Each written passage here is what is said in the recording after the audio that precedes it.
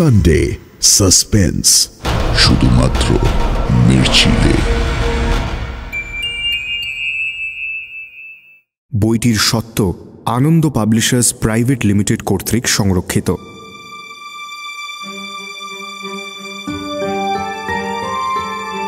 30 March 2024 Sharadindu বন্দ্যোপাধ্যায়ের 125তম জন্মবার্ষিকী। সেই উপলক্ষে মির্চির বিশেষ নিবেদন শরদিন্দু 125।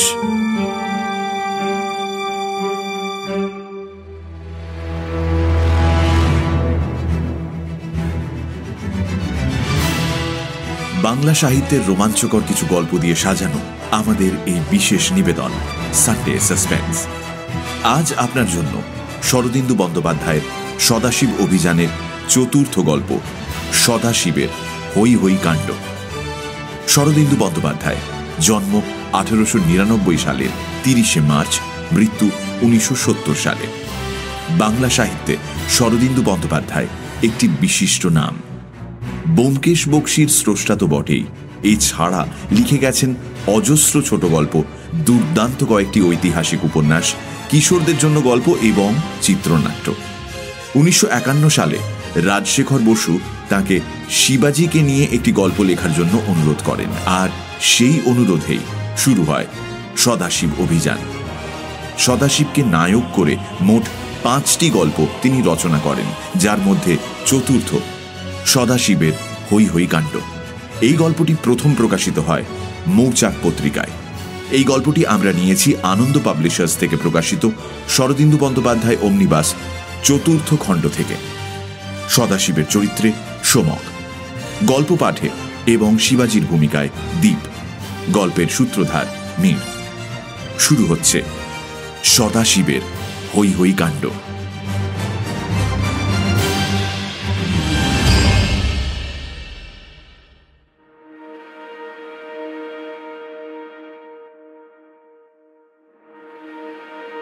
সদাশিব সেই যে একদিন গ্রাম থেকে ভিঠ্ঠল পাটিলের ঘোড়া নিয়ে পালিয়েছিল, তারপর 1 বছর কেটে গেছে।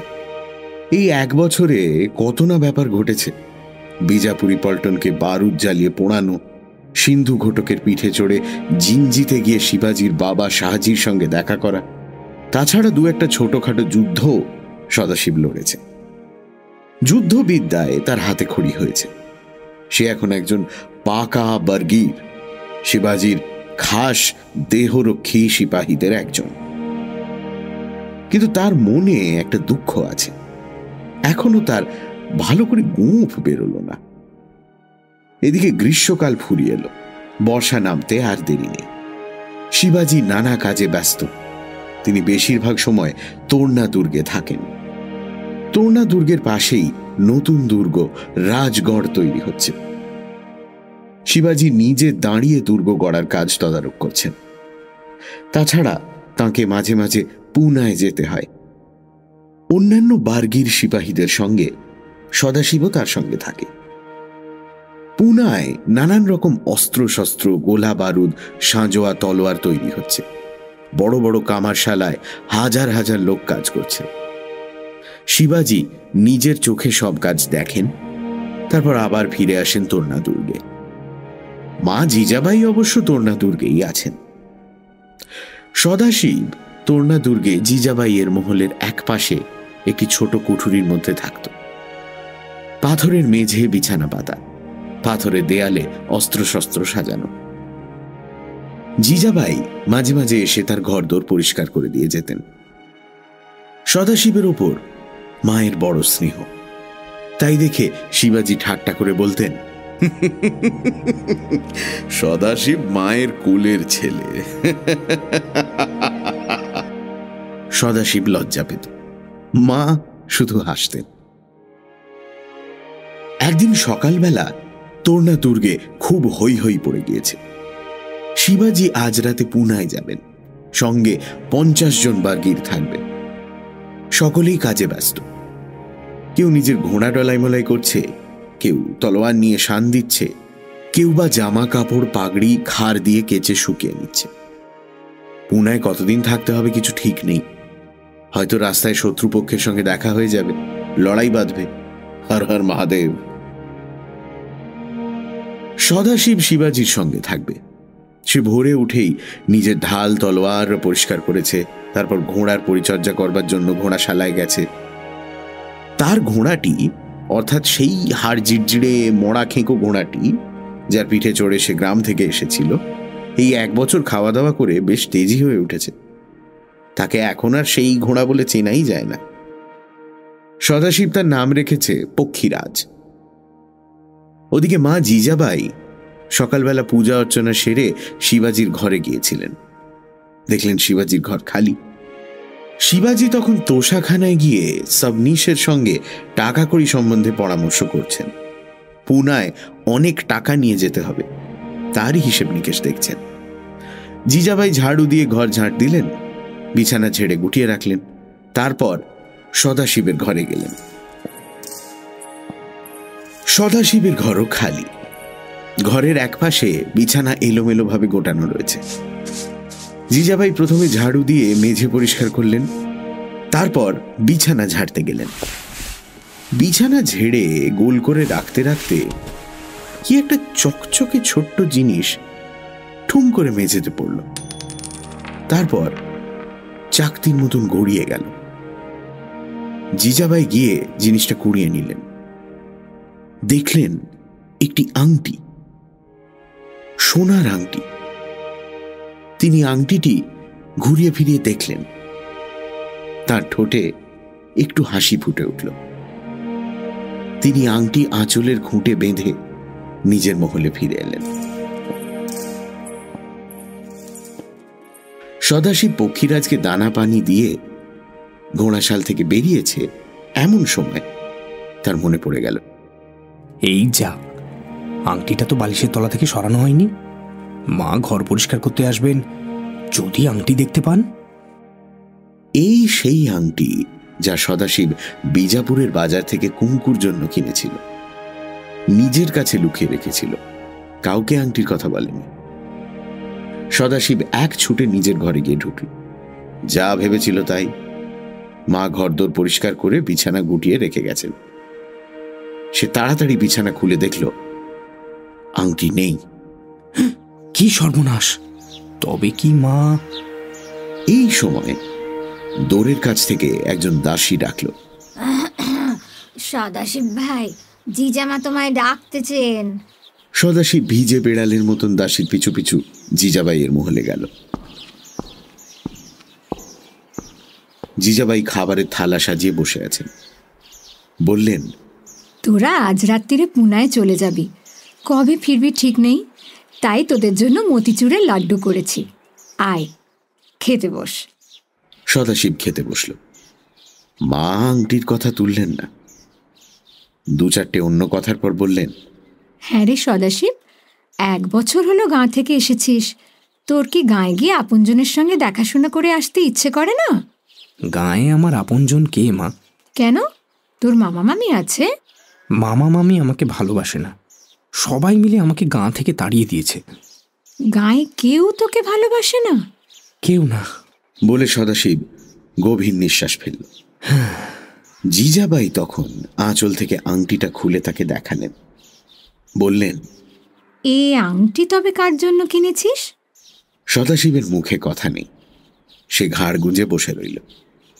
মা আবার বললেন, জিঞ্জি থেকে ফেরবার পথে তুই বিজাপুরে গিয়েছিলি, সেখানে আংটি কিনেছিলি, কেমন? সদাশিব ঘাড় নাড়ল। মা জিজ্ঞেস করলেন, কার জন্য কিনেছিলি? আর সকলের কাছে মিথ্যে কথা বলা যায়, মার কাছে মিথ্যে কথা বলা যায় না। সদাশিব চিঁচি সুরে বলল, কুঙ্কুর জন্য। কুঙ্কু কে?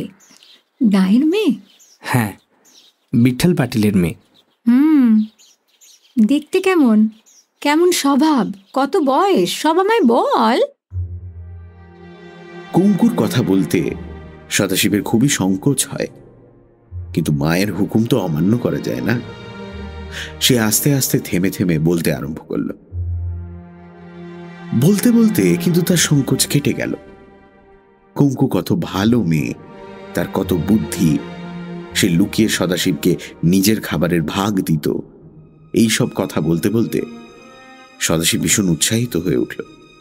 শেষকালে বলল, মা, গাঁয়ের মাতব্বরেরা যখন আমাকে গাঁ ছেড়ে চলে যেতে বলল, তখন কুঙ্কুই আমাকে বুদ্ধি দিয়েছিল শিব্বা রাওয়ের দলে যোগ দিতে। বলেছিল, তুমি শিবাজির কাছে যাও।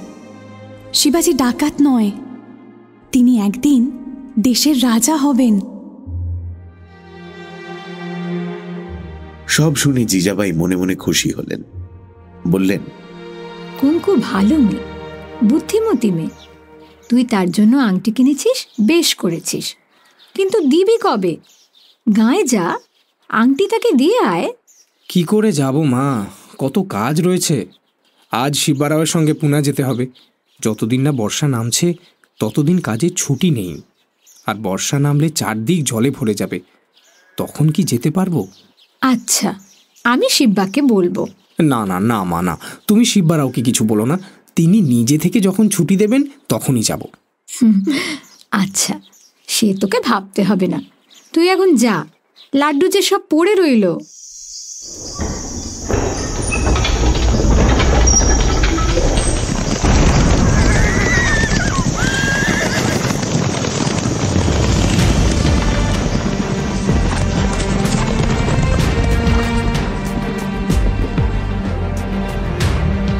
রাত্রির প্রথম প্রহর কেটে যাবার পর শিবাজি 50 জন বার্গির নিয়ে ঘোড়ার পিঠে দুর্গ থেকে বেরোলেন। দুদণ্ড পরে কৃষ্ণপক্ষের চাঁদ উঠবে। তখন পথ চিনে যাওয়ার কোনো অসুবিধা হবে না। লড়াই দাঙ্গার সময় বেশি সৈন্য সঙ্গে না থাকলে দিনের বেলা পথ চলা নিরাপদ নয়। তাই কোথাও যাওয়ার দরকার হলে শিবাজি রাত্রিকালেই যাতায়াত করেন। অন্ধকারে শিবাজির দল চলেছে। আগে আগে শিবাজি, পেছনে 50 জন সওয়ার।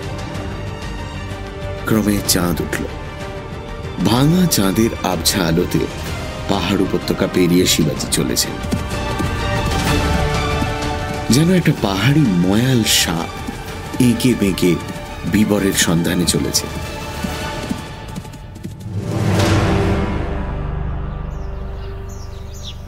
পুনা পৌঁছতে ভোর হয়ে গেল। পুনা তখন একটা বড় গোছের গ্রাম ছিল, শহর হয়ে দাঁড়ায়নি। বেশিরভাগ ঘরবাড়ির চাল খড়ের, কিছু পাকা বাড়ি আছে।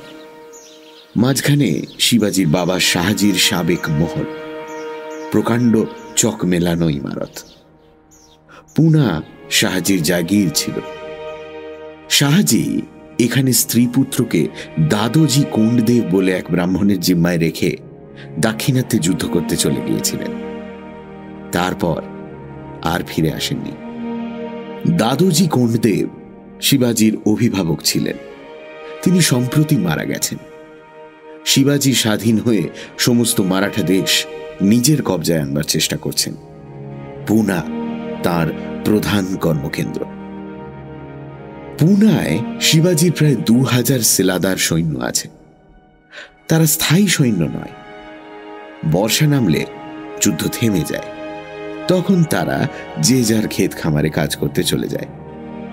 আবার বর্ষা কেটে গেলে দশেরার দিন এসে হাজির হয়। শিবাজি সদল বলে এসে নিজের পৈতৃক মহলে উঠলেন। বিরাট মহলে অনেক জায়গা, অসংখ্য ঘর। 50 জন বার্গির রক্ষী মহলের মধ্যেই রইল। যে 2000 সেলাদার সেপাই আগে থাকতে ছিল, তারা মহলের চারপাশে ছাউনি ফেলে থাকত। যতদিন শিবাজি এখানে ছিলেন না, ততদিন তাদের কোনো কাজ ছিল না। জোয়ার বাজির রুটি খেত আর হই হল্লা করে বেড়াত। এখন শিবাজি আসার সঙ্গে সঙ্গে সবাই চানকে গেল। যে যার অস্ত্রশস্ত্র ঘষা মাজা করতে লাগলো। শিবাজি এসেছেন, হুকুম হলেই যুদ্ধে বেরোতে হবে। শিবাজির কিন্তু যুদ্ধে বেরোবার কোনো চেষ্টা নেই। তিনি কখনো কামারশালায়, কখনো বারুদের কারখানায় ঘুরে ঘুরে কাজকর্ম তদারক করে বেড়াচ্ছেন। বাকি সময় দপ্তরখানায় বসে সাবনিস, চিটনিস, সুবাদার, থানেদারদের সঙ্গে পরামর্শ করছেন। ভেতরে ভেতরে একটা উদ্যোগ চলছে, কিন্তু বাইরে কিছু প্রকাশ নেই। সদাশিব সর্বদা শিবাজির কাছে কাছে ঘোরে, কিন্তু শিবাজি নিজের কাজে এমন মগ্ন হয়ে আছেন যে সদাশিবকে লক্ষ্যই করেননি। সদাশিব ভাবে মা জিজাবাই বোধহয় তাকে সদাশিবের গাঁয়ে যাবার কথা বলতে ভুলে গেছেন। কয়েকদিন কেটে যাবার পর একদিন দুপুরবেলা শিবাজি সদাশিবকে ডেকে পাঠালেন। দপ্তরখানায় দিওয়ানের ওপর বসে শিবাজি একজন মোহরীকে দিয়ে চিঠি লেখাচ্ছেন। তিনি মুখে বলছেন আর মোহরী লিখে নিচ্ছে। সদাশিব দিওয়ানের পাশে গিয়ে চুপটি করে দাঁড়ালো। চিঠি লেখা শেষ হলে মোহরী গালা দিয়ে চিঠি মোহর করল, তারপর শিবাজির হাতে দিল। শিবাজি হাত নেড়ে তাকে ইশারা করলেন, সে চলে গেল। শিবাজি তখন সদাশিবের দিকে ফিরে একটু হাসলেন, বললেন, কিরে সদাশিব, মায়ের মুখে শুনলাম তুই নাকি গাঁয়ে যেতে চাস? তুমি যদি ছুটি দাও রাজা, তাহলে যেতে পারি। তুই তো ডোঙ্গরপুরের ছেলে। ডোঙ্গরপুর পুনা থেকে কত দূর? 25 কোষ উত্তরে। তা বেশ, যা। কতদিনে ফিরবি? 3-4 দিনের মধ্যেই ফিরতে পারবো। কবে যাব? আজই বেরিয়ে পড় না, যত শিগগির যাবি তত শিগগির ফিরতে পারবি। আচ্ছা। বলে সদাশিব পিছু ফিরছিল, শিবাজি ডাকলেন, আর শোন, তুই চাকন দুর্গ চিনিস তো? নাম শুনেছি, পুনার উত্তরে। হ্যাঁ, বেশি দূর নয়। এখন যদি বেরিয়ে পড়িস সন্ধ্যের আগে পৌঁছতে পারবি। তোর গাঁয়ে যাবার রাস্তা থেকে একটু পশ্চিম দিকে বেঁকে যেতে হবে। আমি তোকে রাস্তা বাতলে দেবো। চাকন দুর্গে কি কিছু দরকার আছে? আছে। এই চিঠিখানা চাকন দুর্গের সারি নবত ফিরঙ্গজি নারসালাকে দিতে হবে। এখন যা বলছি মন দিয়ে শোন, ভারী গোপনীয় চিঠি। এই চিঠি যদি ফিরঙ্গজি ছাড়া আর কারুর হাতে পড়ে সর্বনাশ হয়ে যাবে। তুই চাকন দুর্গে গিয়ে খুব সাবধানে ফিরঙ্গজির খোঁজ খবর নিবি। যদি দেখা পাস, ইশারায় তাকে জানাবি তুই শিবাজির লোক। সে যদি জুন্নারগড়ের নাম করে, তখন তার হাতে চিঠি দিবি। জুন্নারগড়, মনে থাকবে? মনে থাকবে রাজা। জিজামার মুখে শুনেছি জুন্নারগড় দুর্গের কাছে শিউনেরি গ্রামে তুমি জন্মেছিলে। ঠিক আছে, তারপর শোন, ফিরঙ্গজিকে চিঠি দিয়ে তুই নিজের গাঁয়ে চলে যাবি। তারপর ফেরার সময় আবার চাকন দুর্গ হয়ে আসবি। কেমন? সদাশিব পাখি পড়ার মতন বলল, চাকন দুর্গে যাব, ইশারায় জানাবো আমি শিবাজির দূত। যে লোক জুন্নারগড়ের নাম বলবে তাকে চিঠি দেব, আর কাউকে দেব না। চিঠি দিয়ে গ্রামে চলে যাব, ফেরবার সময় আবার চাকন দুর্গে যাব। এই তো? হ্যাঁ, এই বলে শিবাজি সদাশিবকে চাকন দুর্গে যাবার রাস্তা বুঝিয়ে দিলেন।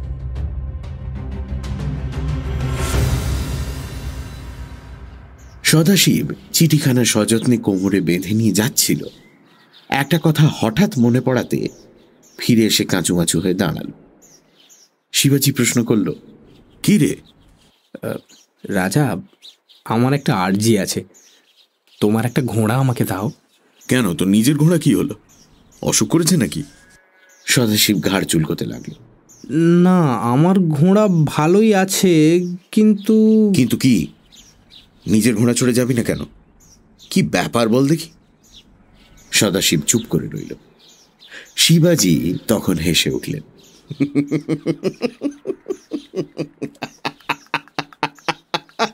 বুঝেছি, গাঁ থেকে কার ঘোড়া চুরি করে পালিয়েছিলে? বিঠ্ঠল পাটিলের ঘোড়া। চুরি আমি করিনি, ঘোড়াটা না খেতে পেয়ে মরে যাচ্ছিল, তাই। আমার ঘোড়াশালায় যা যা, যে ঘোড়াটা তোর পছন্দ হয় সেটা নিয়ে যা। আর গাঁয়ের পাটিল যদি গন্ডগোল করে, তাকে ঘোড়ার দাম দিয়ে দিস। দুদণ্ডের মধ্যে সাজসজ্জা করে কোমরে তলোয়ার বেঁধে সদাশিব ঘোড়ার পিঠে চড়ল। শিবাজির ঘোড়াশাল থেকে সে যে ঘোড়াটি বেছে নিয়েছে তার রং কালো, ছিপছিপে গরম, হাওয়ার মতন ছুটতে পারে। ঘোড়ায় চড়ে সদাশিব উত্তর মুখে ঘোড়া ছুটিয়ে দিল। চাকন দুর্গ পুনা থেকে 9-10 ক্রোশ দূর। সূর্যাস্তের আগেই সেখানে পৌঁছতে পারবে। পুনার পশ্চিম আর দক্ষিণ দিকে যত পাহাড় পর্বত, উত্তর দিকে তত নয়। 2-4টে নদী নালা আছে, তাও গ্রীষ্মের শেষে শুকিয়ে এসেছে। হেঁটে নদী পার হওয়া যায়। সদাশিব মনের আনন্দে চলেছে। গ্রামের সকলে তার শত্রু, কিন্তু কুঙ্কু তার বন্ধু। কুঙ্কুকে সে আংটিটা দেবে। আংটিটা সুতোয় বেঁধে সে গলায় ঝুলিয়ে নিয়েছে। আংরাক্ষার তলায় বুকের কাছে আংটি লুকোনো আছে। কুঙ্কু এতদিনই নিশ্চয়ই বড়সড় হয়েছে। সদাশিবকে দেখে খুব খুশি হবে। কিন্তু কুঙ্কুর বাবা বিঠ্ঠল পাটিল তাকে দেখে খুশি হবে কি? যাক, গ্রামের কথা পরে ভাবলেও চলবে, আগে চাকন দুর্গ। সদাশিব চাকন দুর্গ আগে দেখেনি। মহারাষ্ট্র দেশে অসংখ্য দুর্গ আছে, তার মধ্যে কোনো দুর্গ মুসলমানদের অধীন, আবার কোনো দুর্গ স্বাধীন। চাকন দুর্গ একদিন শাহজির জাগিরের মধ্যে ছিল, এখন স্বাধীন। শিবাজি মহারাষ্ট্র দেশের দুর্গগুলি একে একে নিজের হাতে আনবার চেষ্টা করছেন। হয়তো চাকন দুর্গও তিনি জয় করতে চান। চিঠিখানা ফিরঙ্গি নারসালার হাতে পৌঁছে দেওয়া বোধহয় খুব শক্ত হবে না। সদাশিব মনে মনে নানান রকম মতলব মারতে লাগলো। ক্রমে সূর্য পশ্চিমে ঢলে পড়ল। সামনে অসমতল প্রান্তরের শেষে চাকন দুর্গ দেখা গেল। পাহাড়ের ডগায় নয়, চৌরস জমির ওপর উঁচু পাঁচিল দিয়ে ঘেরা চাকন দুর্গ। দুর্গের বাইরে খানিক দূরে একটি গ্রাম। পড়ন্ত রোদ্দুরে গ্রামের খড় ছাওয়া কুটিরগুলি দেখা যাচ্ছে।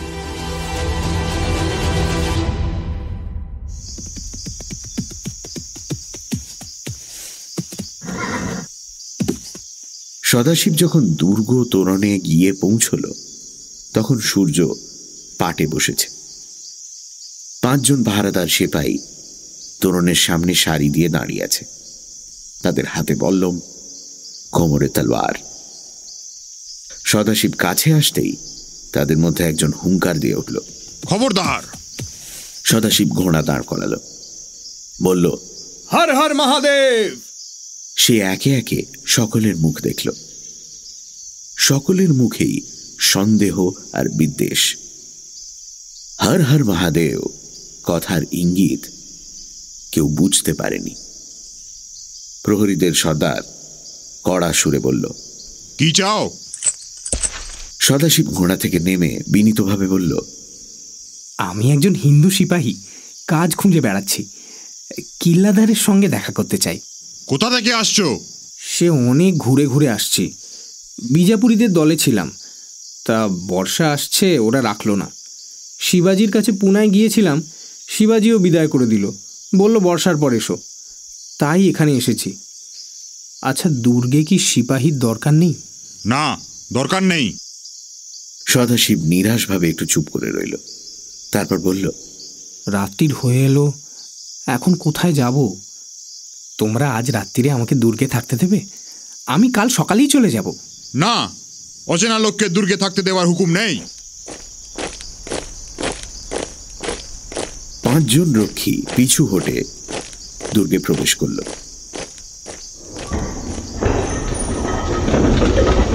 তারপর কড়কড় শব্দে তোরণ দ্বার বন্ধ করে দিল।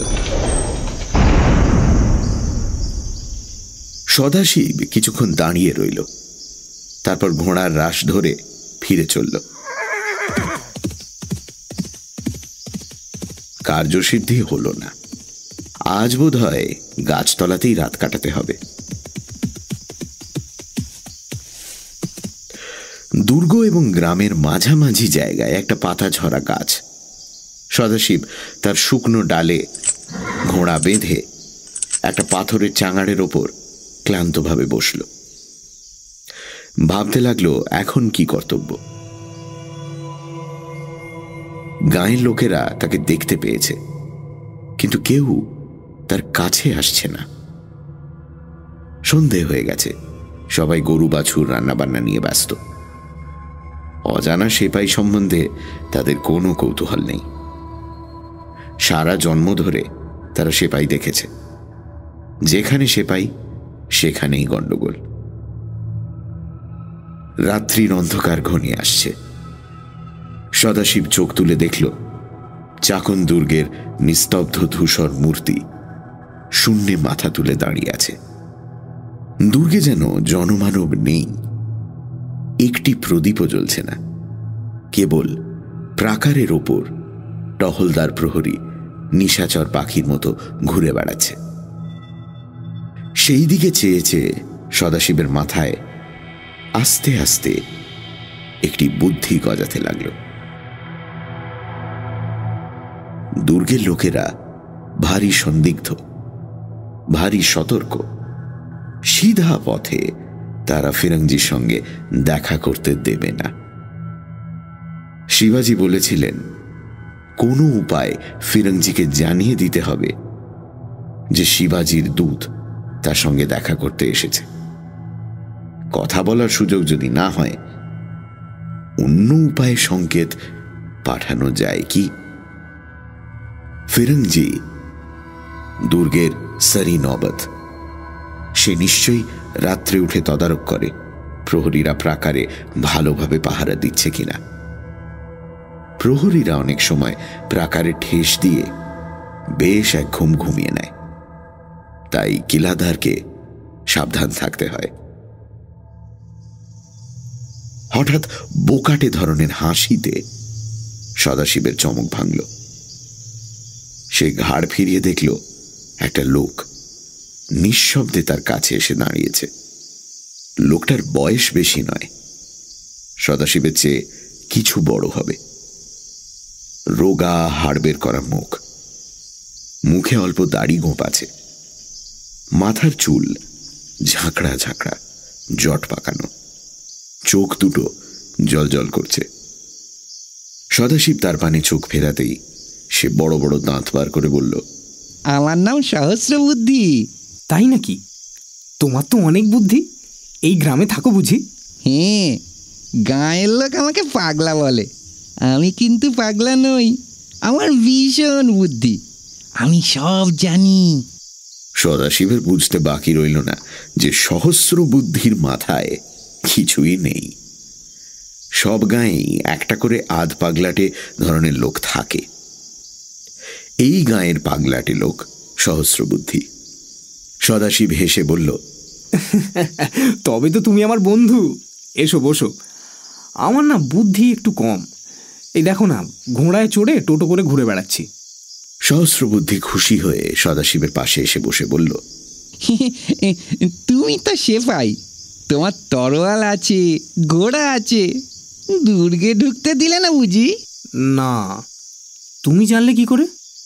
সহস্র বুদ্ধি মাথাটি ডাইনে বাঁয়ে নাড়াতে নাড়াতে বলল, আমি সব জানি, দুর্গের কথা জানি, গাঁয়ের কথা জানি। ওই গাঁয়ের বুড়ো মহাজন বাপুরাও বউকে বিষ খাইয়ে মেরেছে। তাই নাকি? কেন? আবার বিয়ে করবে বলে। দুটো বউ পুষতে খরচ বেশি, তাই পুরনো বউকে মেরে নতুন বউ বিয়ে করবে। বাহ, ভারী বুদ্ধি তো মহাজনের। তোমাদের গ্রামে দেখছি সবাই বুদ্ধিমান। কিন্তু আমার মতো বুদ্ধি কারু নেই, আমি সহস্র বুদ্ধি। তা বটে, তা বটে। আচ্ছা ভাই সহস্র বুদ্ধি, চাকন দুর্গের মালিককে বলো দেখি। তাও জানো না? চাকন দুর্গের 3 জন মালিক, হাল্লাদার আছে, সারি নবাত আছে, আর সাবনিস আছে। কেউ কাউকে দেখতে পারে না, খালি কামড়া কামড়ি করে। তাই নাকি? কামড়া কামড়ি করে তুমি জানলে কি করে? দুর্গে গিয়েছো নাকি? না, দুর্গে তো কাউকে ঢুকতে দেয় না। গাঁয়ের মাতব্বররা নিজেদের মধ্যে বলা বলি করে, তাই শুনেছি। আমি সব জানি। সদাশিব আন্দাজে দুর্গের ব্যাপার বুঝে নিল। দুর্গের 3 জন মালিকের মধ্যে কেবল একজনের সঙ্গে শিবাজির লুকিয়ে লুকিয়ে চিঠি লেখা চলছে। অন্য 2 জন কিচ্ছু জানে না, কিন্তু তারা ফিরঙ্জিকে সন্দেহ করে। এ অবস্থায় শিবাজির চিঠি যথাস্থানে পৌঁছে দেওয়া কঠিন কাজ, কিন্তু দিতেই হবে। যেমন করে হোক চিঠি পৌঁছে দিতেই হবে। এদিকে অন্ধকার হয়ে এসেছে, সহস্রবুদ্ধির মুখ ভালো করে দেখা যাচ্ছে না, কেবল তার সাদা সাদা দাঁতগুলো দেখা যাচ্ছে। সদাশিব বলল, ভাই সহস্রবুদ্ধি, তুমি ভারী বুদ্ধিমান, আমার জন্য একটা কাজ করবে? গাঁয়ের সবাই তাকে পাগল বলে, তুচ্ছ তাচ্ছিল্য করে, কিন্তু সদাশিব তার বুদ্ধির কদর বুঝেছে। সহস্রবুদ্ধি আনন্দে ডগমগ হয়ে গেল। তুমি যা বলবে তাই করব, আমি সব কাজ করতে পারি। আমার না বড় খিদে পেয়েছে, ঘোড়াটিও সারাদিন খাইনি। তুমি গাঁ থেকে জোয়ারের আটা আনতে পারবে? আর কয়লা? আমি পয়সা দেব। নিশ্চয় নিশ্চয় আনতে পারি, চিন্তামন মুদি ওর দোকান আছে, দাও পয়সা দাও। সদাশিব তাকে কয়েকটা পয়সা দিয়ে বলল, আর শোনো, বেশি করে কয়লা এনো, ঘোড়ার জন্য ভাকরি তৈরি করতে হবে। তাছাড়া নুন চাই, জল চাই, আর আরে হ্যাঁ হ্যাঁ, সে সব আনবো, তুমি কিচ্ছু ভেবো না।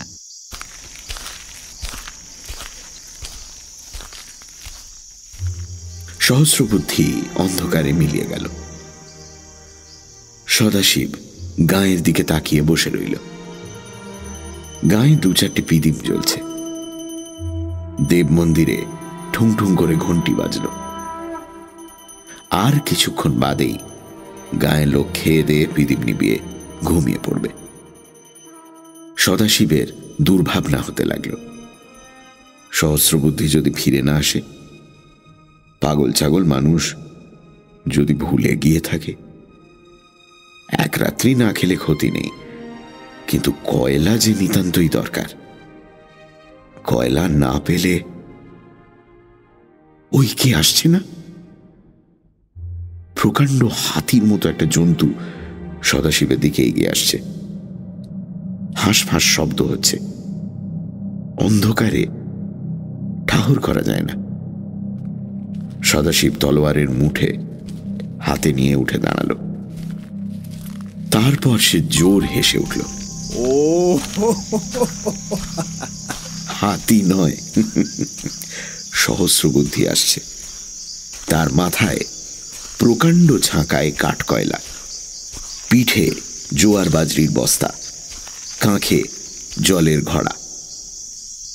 একে একে সব বোঝা নামিয়ে নিয়ে সদাশিব বলল, তোমাকে তো আমি হাতি ভেবেছিলাম, তুমি কিন্তু আজ আমার সঙ্গে খাবে, কেমন?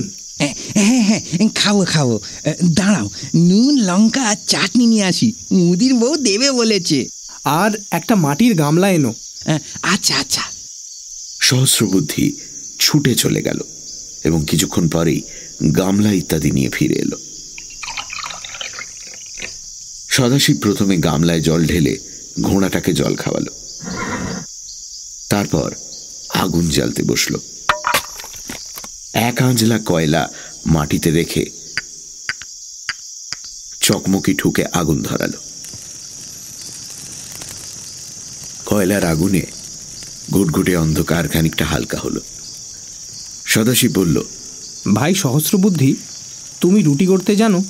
বাবা, তা জানি না। তাহলে তুমি রুটি গড়ো, আমি ততক্ষণ একটা মজা করি। কি কি মজা করবে? আরে দেখোই না। সহস্রবুদ্ধি আটা মেখে রুটি গড়তে বসল। সদাশিব দু হাতে কয়লা নিয়ে মাটির ওপর লম্বা লম্বি ভাবে সাজিয়ে রাখতে লাগল। একটা লম্বা রেখা, তার দুদিকে দুটো ডাল বেরিয়েছে। সাজানো হয়ে গেলে সদাশিব তাতে আগুন ধরিয়ে দিল।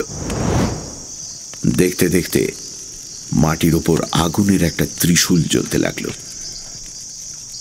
সহস্রবুদ্ধি রুটি গড়তে গড়তে দেখছিল, বলল, এই যে একটা ত্রিশূল।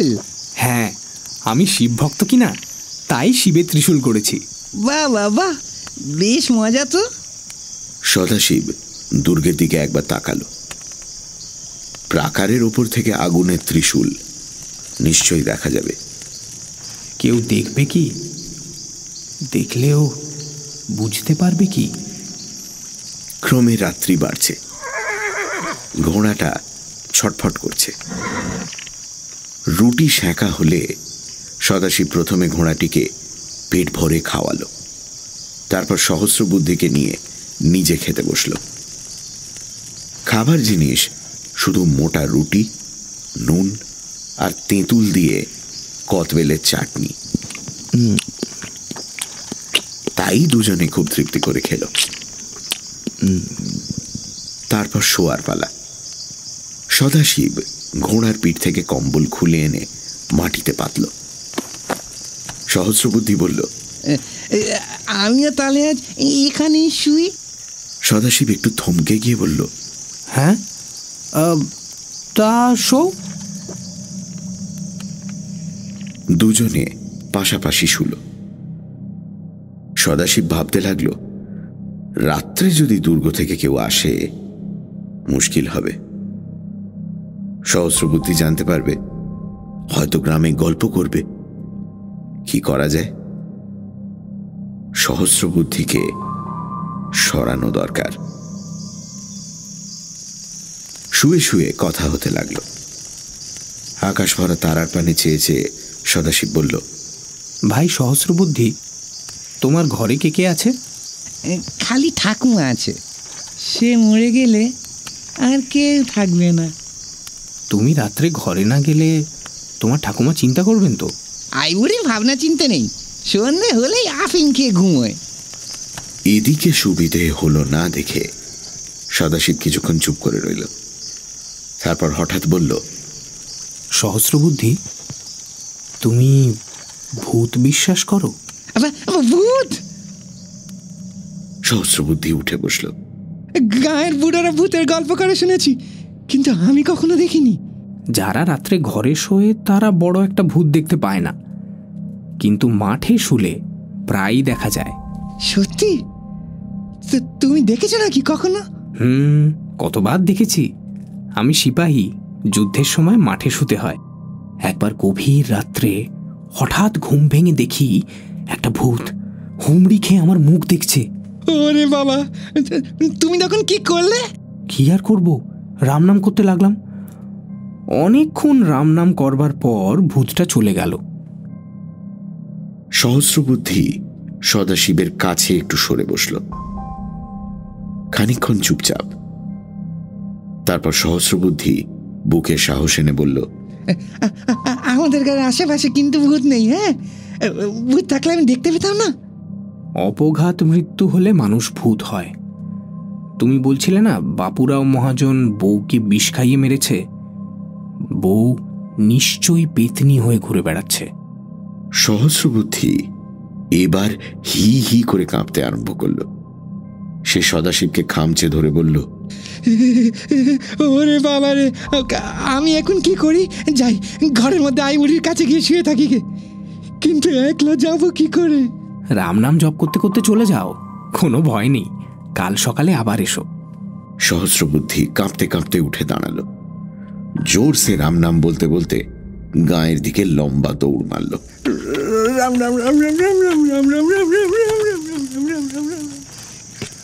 সদাশিব তখন উঠে আগুনের ত্রিশূলে আরো খানিকটা কয়লা দিল। ত্রিশূল আবার উজ্জ্বল হয়ে উঠল। সদাশিব তখন ফিরে এসে শুল। আকাশে তারাগুলি আস্তে আস্তে পশ্চিম দিকে সরে যাচ্ছে। সহস্রবুদ্ধি নিশ্চয়ই তার আইবুড়ির কাছে গিয়ে শুয়েছে। ভূত কি সত্যি আছে? সদাশিব কখনো ভূত দেখেনি, তবে গল্প শুনেছে অনেক। সদাশিব ঘুমিয়ে পড়ল। কতক্ষণ ঘুমিয়েছিল বলা যায় না।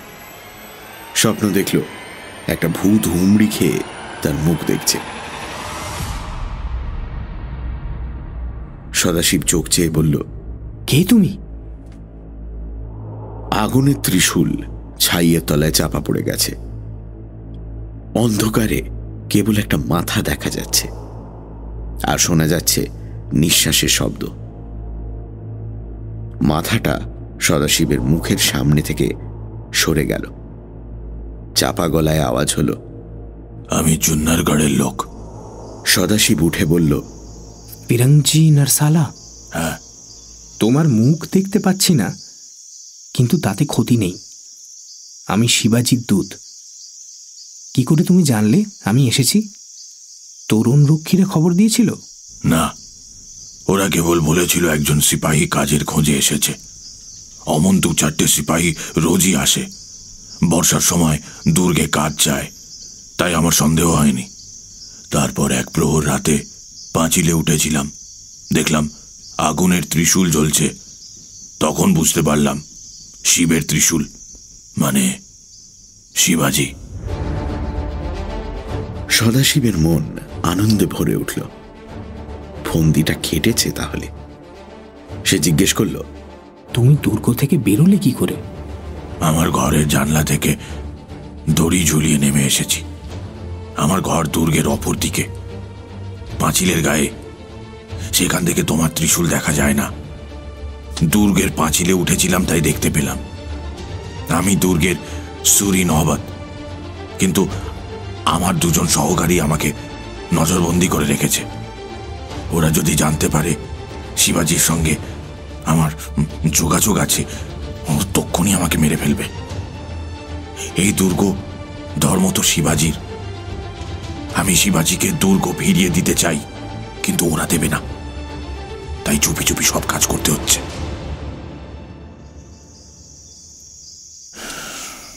যাকো সব কথা, আমাকে এখনই ফিরতে হবে। শিবাজি কি খবর পাঠিয়েছেন? চিঠি দিয়েছেন, এই নাও। কেউ কাউকে দেখতে পেল না। অন্ধকারে হাত ঠেকাঠেকি হলো। ফিরংজি চিঠি নিয়ে বলল, আচ্ছা আমি যাই, কাল কি তুমি এখানে থাকবে? শিবাজির হুকুম নেই, কাল সকালেই আমি চলে যাব। কিছুক্ষণ আর সাড়া শব্দ নেই। সদাশিব খাটো গলায় ডাকল, ফিরংজি। উত্তর এলো না। ফিরংজি নিঃশব্দে চলে গেছে। সদাশিব কিছুক্ষণ বসে রইল, তারপর আবার শুয়ে পড়ল। যাক, শিবাজি যে কাজ দিয়েছিলেন সে কাজ সারা হয়েছে। কাল সকালে সে নিশ্চিন্ত মনে নিজের গ্রামের দিকে যাত্রা করতে পারবে।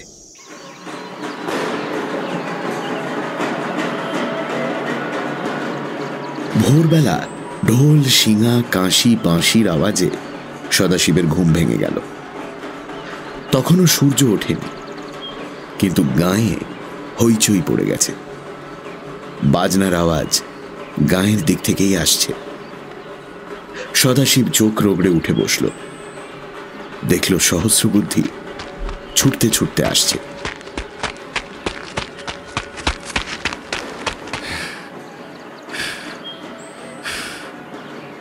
সহস্রবুদ্ধি এসে সদাশিবের পাশে বসে পড়ল। ব্যগ্রভাবে বলল, কাল রাতে ভূত এসেছিল?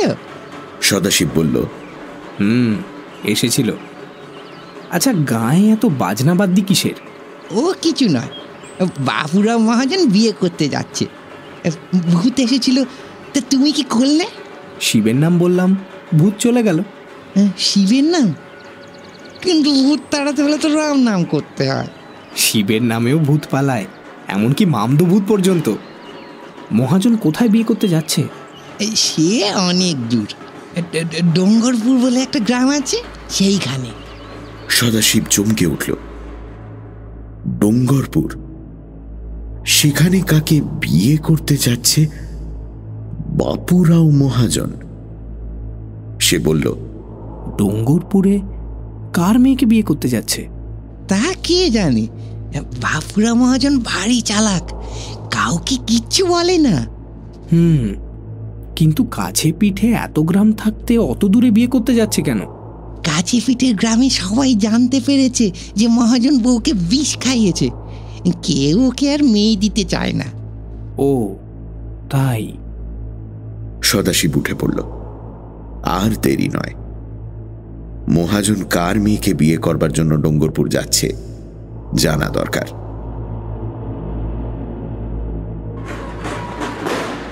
ইতিমধ্যে বরযাত্রীর দল গ্রাম থেকে বেরিয়েছে।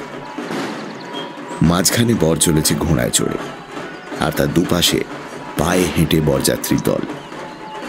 তারাই বাজনা বাজাচ্ছে। গ্রামের এলাকা পার হয়ে তারা উত্তর দিকে চলল। তাদের কাঁসি, বাঁশি আর ঢোলের আওয়াজ দূরে চলে যেতে লাগলো। সদাশিব ঘোড়ার পিঠে কম্বল বাঁধল, কাল রাত্রের অবশিষ্ট খাবার সঙ্গে নিল। সহস্রবুদ্ধির পিঠে হাত রেখে বলল, ভাই সহস্রবুদ্ধি, এবার আমি যাই। কোথায় যাচ্ছ? অনেক দূর, কিন্তু আবার আমি এই পথে ফিরে আসব, আবার দেখা হবে। আচ্ছা। সদাশিব এক লাফে ঘোড়ার পিঠে চড়ে বসল, তারপর উত্তর মুখে ঘোড়া ছুটিয়ে দিল।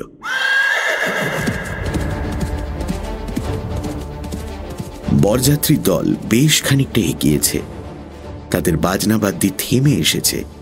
এমন সময় সদাশিব পেছন থেকে তাদের কাছে হাজির হল। 5-6 জন বরযাত্রী, সবাই বয়স্ক লোক। দেখে মনে হয় ওরা মহাজনের খাতক। সদাশিবের ঘোড়ার খুরের আওয়াজ শুনে তারা পাশে সরে দাঁড়ালো। সদাশিব ঘোড়ার রাশ টেনে হেসে বলল, দাঁড়ালে কেন? চলো না, খানিক দূর একসঙ্গে যাই। বাপুরাও মহাজন বসেছিল রোগা পটকা একটা ঘোড়ার পিঠে। মরকটের মতন চেহারা, মাথায় লাল পাগড়ি, কোমর থেকে মোর্চে ধরা একটা তলোয়ার ঝুলছে। সে সন্দেহ ভরা চোখে সদাশিবের পানে তাকিয়ে বলল, তুমি সিপাহী? কাল রাত্রে গ্রামের বাইরে মাঠে ছিলে? হ্যাঁ, কাজের সন্ধানে এসেছিলাম। চাকন দুর্গে হলো না, তাই চলে যাচ্ছি। কোথায় যাচ্ছ? জুন্নারগড়ে যাচ্ছি, দেখি যদি সেখানে কাজ পাই। বরযাত্রীর দল আবার চলতে আরম্ভ করল। সদাশিব তাদের সঙ্গে তাল রেখে চলল। কিছু দূর চলবার পর সে মহাজনের দিকে মুচকি হেসে বলল, শেঠ, তোমার সাজসজ্জা দেখে মনে হচ্ছে তুমি বিয়ে করতে যাচ্ছ, ঠিক কি না? মহাজন উত্তর দিল না, সন্দিগ্ধ চোখে সদাশিবের পানে চাইল। একজন বরযাত্রী বলল, সিপাহীকে বলতে দোষ কি? ও তো আর গায়ে পাজি লোক নয় যে ভাঙচি দেবে। হ্যাঁ সিপাহী, শেঠজি স্ত্রী মারা গেছে, তাই নতুন বিয়ে করতে যাচ্ছে। সদাশিব বলল, বাহ বাহ, বেশ বেশ, শেঠ দেখছি ভাগ্যবান পুরুষ। কথায় বলে অভাগার ঘোড়া মরে আর ভাগ্যবানের বউ মরে। তা কোথায় বিয়ে? বরযাত্রী বলল, সে অনেক দূর, আজ সারাদিন কাটবে, কাল বিকেলে গিয়ে পৌঁছবে। ডুঙ্গরপুর গ্রামের নাম শুনেছ? হ্যাঁ হ্যাঁ, শুনেছি বই কি। 2-1 লোকেরও নাম জানি, বিঠল পাটিল আর ওই বিঠল পাটিলের মেয়ের সঙ্গেই বিয়ে।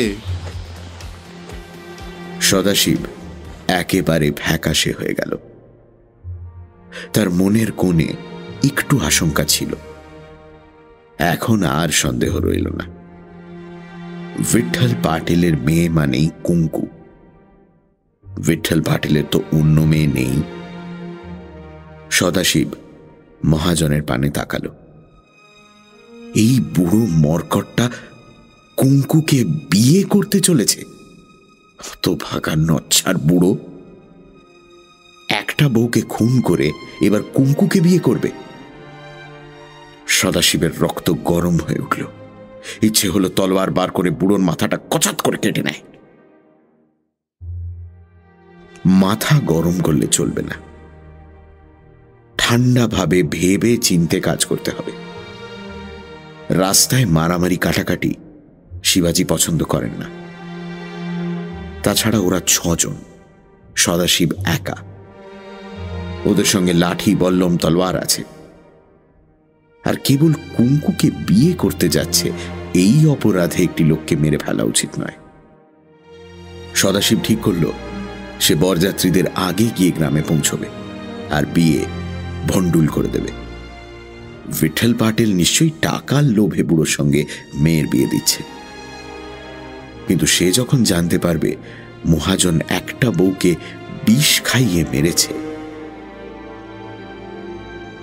মুখে হাসি এনে সদাশিব বলল, বাহ বাহ, বেশ।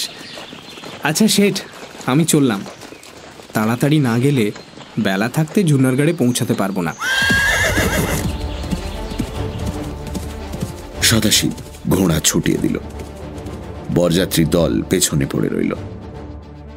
1 বছর আগে সদাশিব প্রথম গ্রাম থেকে বেরিয়ে পুনায় যাবার জন্য যে রাস্তা ধরেছিল, এই রাস্তা সে রাস্তা নয়। সে রাস্তা ছিল পাহাড় পর্বতে ভরা। সদাশিব সামনের দিকে তাকিয়ে দেখল যতদূর দৃষ্টি যায় সমতল জমি, কিন্তু পূব দিকে নিচু পাহাড়ের শ্রেণী দেখা যাচ্ছে।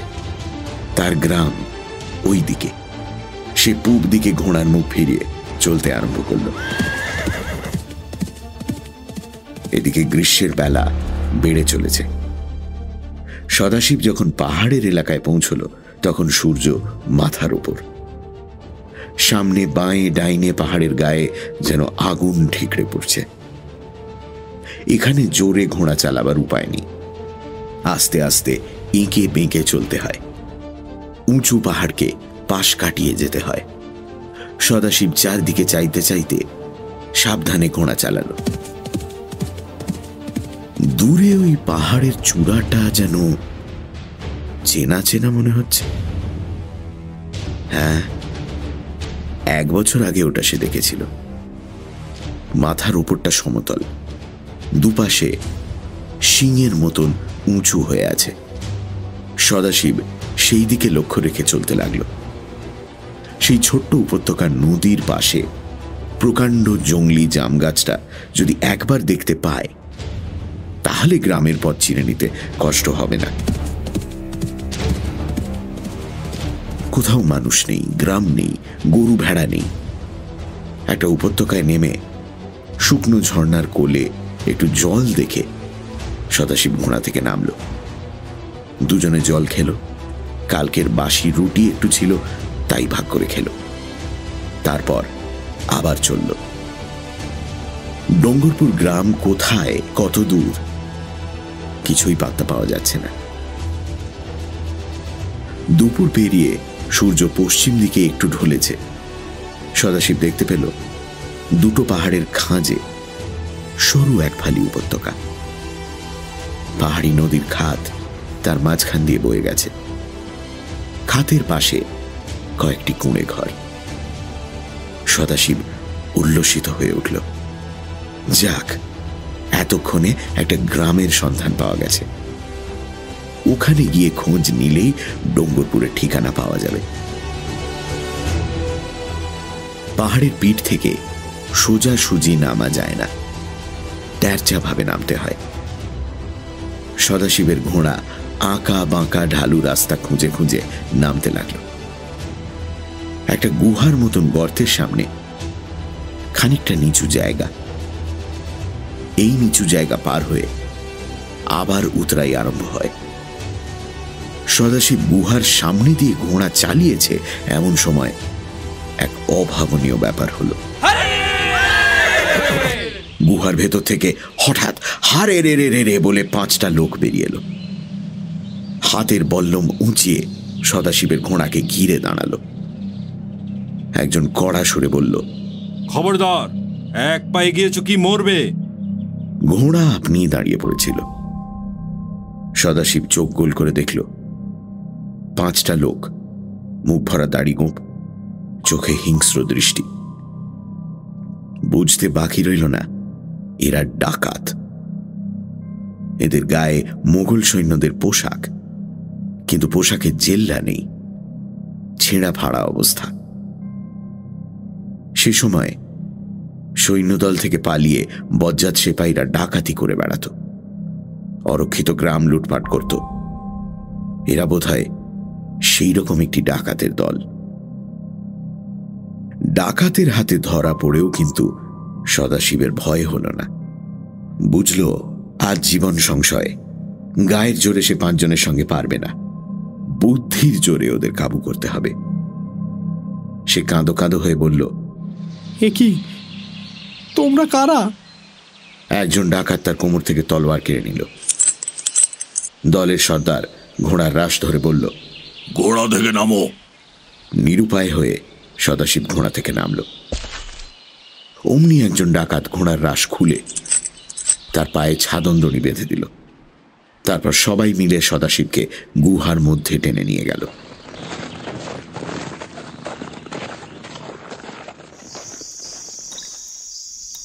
গুহাটা বেশ বড়, 8-10 জন লোক থাকতে পারে। মেঝে এবড়ো খেবড়ো, ছাদ বেশি উঁচু নয়।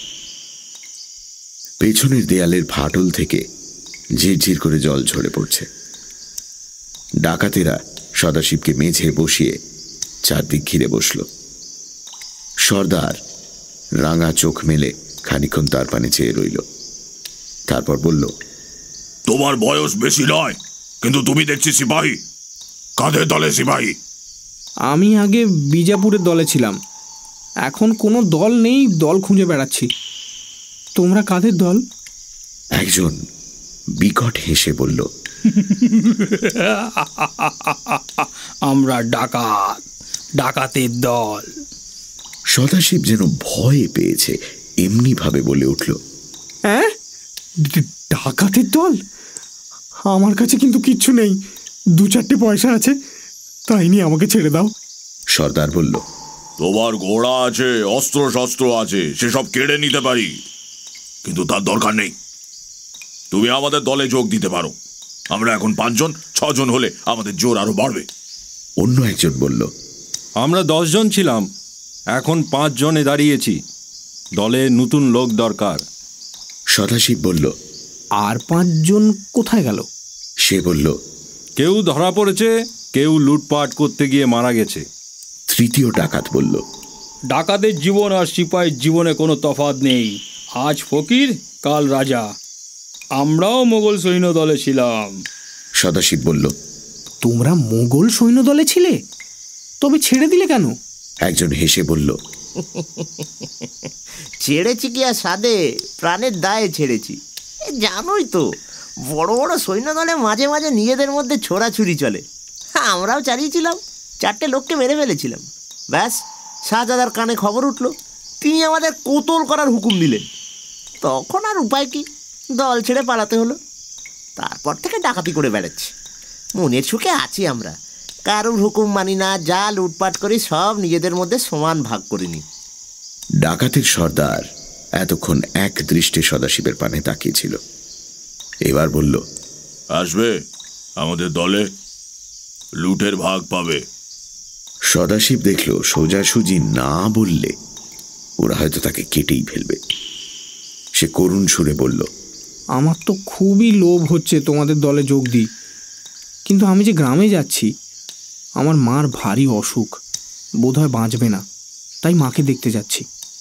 একবার দেখেই গ্রাম থেকে ফিরব, তখন তোমাদের সঙ্গে যোগ দেব। কেমন, তোমরা এখানেই থাকবে তো? ডাকাতেরা গোয়ার গোবিন্দ হয়, কিন্তু সর্দার ভারী হুঁশিয়ার লোক। তার লাল চোখ ধূর্তামিতে ভরা। সে বলল, তোমার বয়স কম হলেও বুদ্ধি আছে দেখছি, কিন্তু ও বুদ্ধিতে হবে না। আমাদের কথা না শুনলে আমরা তোমার ঘোড়া কেড়ে নিতে পারি, তোমাকে কেটে ফেলতেও পারি, কিন্তু তাতে আমাদের কোনো লাভ নেই। আমরা 5 জন, একটা ঘোড়া আমাদের কোনো কাজেই লাগবে না। এখন আমার কথা মন দিয়ে শোনো। একটা শর্তে আমরা তোমাকে ছেড়ে দিতে পারি, ঘোড়া অস্ত্র সব ফেরত পাবে। ক্ষীণ স্বরে সদাশিব বলল, কি শর্ত?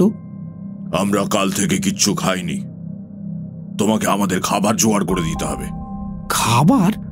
কোথা থেকে? ওই গ্রাম থেকে। বলে সর্দার উপত্যকার দিকে আঙুল দেখালো। সদাশিব অবাক হয়ে চেয়ে রইল। কিন্তু কিন্তু তোমরা তো ডাকাত, গ্রাম থেকে খাবার লুট করে আনো না কেন? সর্দার একটু হাসল। চেষ্টা কি করিনি, কিন্তু সুবিধে হলো না। মাসখানেক আগে ওই গ্রামে ডাকাতি করেছিলাম, সেই থেকে ওরা সাবধান হয়েছে। কোদাল কুড়ুল নিয়ে তৈরি হয়ে আছে, আমরা গেলেই কুপিয়ে মারবে। আমরা 5 জন, ওরা 50। তাহলে? শোনো, তুমি হিন্দু, তার উপর মারাঠি। তুমি যদি গ্রামে গিয়ে খাবার কিনতে চাও, ওরা তোমাকে খাবার বিক্রি করবে। তোমার কাছে পয়সা আছে তো? সদাশিব কোমর থেকে 1 মুঠো পয়সা বের করে বলল, এই যা আছে, আর কিছু নেই। তার অঙ্গরক্ষার তলায় সুতো দিয়ে বাঁধা সোনার আংটি ঝুলছে। সে কথা ডাকাতদের বলল না। সর্দার বলল, তুমি গ্রামে গিয়ে একটা পাঁঠা কিনে নিয়ে এসো। অন্য একজন ডাকাত বলল, হ্যাঁ, বেশ পুরুষ্ট নধর একটা পাঁঠা, কতদিন যে গোস্ত খায়নি, কেবল শুকনো ছোলা আর ভুট্টা চিবিয়েছে। সর্দার বলল, এখন তাও ফুরিয়ে গেছে, তুমি যাও, চট করে পাঁঠা নিয়ে ফিরে এসো। মনে থাকে জানো, তোমার ঘোড়া আর হাতিয়ার আমাদের কাছে জামিন রইল, যদি ফিরে না আসো। ফিরে আসব। সূর্য তখন পশ্চিম দিকের পাহাড়ের মাথায় বেশ খানিকটা ঝুঁকে পড়েছে। সদাশিব গুহা থেকে বেরিয়ে উপত্যকার দিকে নামতে আরম্ভ করল। ঘোড়াটা একবার নাকের মধ্যে শব্দ করল, কিন্তু তার পায়ে ছাদন দড়ি বাঁধা, সে নড়ল না। পাহাড় থেকে নেমে সদাশিব গ্রামের দিকে কিছু দূর এগিয়েছে। দেখল গ্রাম থেকে পিল পিল করে লোক বেরিয়ে আসছে। 40-50 জন লোক, তাদের সকলের হাতে অস্ত্র, লাঠি, সরকি, কুড়ুল, কাস্তে। তারা সদাশিবকে দেখতে পেয়েছে, তাই ছুটে এসে রাস্তা আগলে দাঁড়িয়েছে। সদাশিব যখন তাদের কাছ থেকে 20-25 কদম দূরে, তখন একটা ষণ্ডা গোছের লোক মোটা গলায় হাঁক দিল, দাঁড়াও, কে তুমি, কি চাও?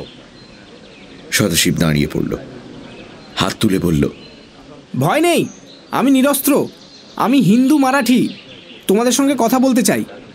ষণ্ডা লোকটা বলল, আগে বলো তুমি কে, কোথা থেকে আসছো? আমার নাম সদাশিব, আমি চাকন দুর্গ থেকে ডোঙ্গরপুর যাচ্ছিলাম। এখানে পাহাড়ের ওপর মোগল ডাকাতরা আমার ঘোড়া কেড়ে নিয়েছে, অস্ত্রও কেড়ে নিয়েছে। আচ্ছা, তুমি কাছে আসতে পারো। সদাশিব কাছে গিয়ে দাঁড়ালো। গ্রামবাসীরা সবাই তাকে ঘিরে ধরল, উত্তেজিতভাবে নানান রকম প্রশ্ন করতে লাগল। ষণ্ডা চেহারার লোকটি গ্রামের কামার, তার নাম মারুতি। সে বোধহয় গায়ের একজন মোড়ল। সে সকলকে দুহাতে সরিয়ে দিয়ে বলল, তোমরা চুপ করো, যা জিজ্ঞেস করবার আমি জিজ্ঞেস করছি। তো তুমি হিন্দু? ডাকাতগুলো তোমাকে ছেড়ে দিল যে বড়? সদাশিব তখন সরলভাবে কথা বলল। শুনে মারুতি বলল, ওরা মাত্র 5 জন। 1 মাস আগে যখন হঠাৎ আমাদের গ্রামে আক্রমণ করেছিল, তখন আরও বেশি ছিল। আগর থেকে গরু ছাগল চুরি করেছিল, মহাজনের গদি লুট করেছিল, তারপর থেকে আনাচে কানাচে ঘুরে বেড়াচ্ছে। কিন্তু আমরাও হুঁশিয়ার আছি, ফের যদি আসে কচু কাটা করব। ওরাও হুঁশিয়ার হয়েছে, সহজে আসবে না, কিন্তু পেটের জ্বালায় মরছে, তাই আমাকে পাঠিয়েছে। আচ্ছা, আমরা যদি গাঁয়ের লোক একজোট হয়ে ওদের গুহায় আক্রমণ করি তাহলে কেমন হয়? ওরা মোটে 5 জন। তোমরা গাঁ শুদ্ধ লোক আসছো দেখলে ওরা গুহা ছেড়ে পালিয়ে যাবে, ওদের মারতে পারবে না। কিন্তু মারা দরকার। কতদিন আমরা ওদের ভয়ে রাত জেগে পাহারা দেব? এখন তাড়িয়ে দিলে 2 দিন পর আবার ফিরে আসবে, নয়তো অন্য গ্রামে গিয়ে উৎপাত করবে। দেশের শত্রু ওরা, একেবারে শেষ করে ফেলা দরকার। সদাশিব একটু ভেবে বলল, আমার মাথায় একটা বুদ্ধি এসেছে। কি বুদ্ধি? তোমাদের গায়ে পোস্তর আঠা আছে? পোস্তর আঠা মানে আফিম?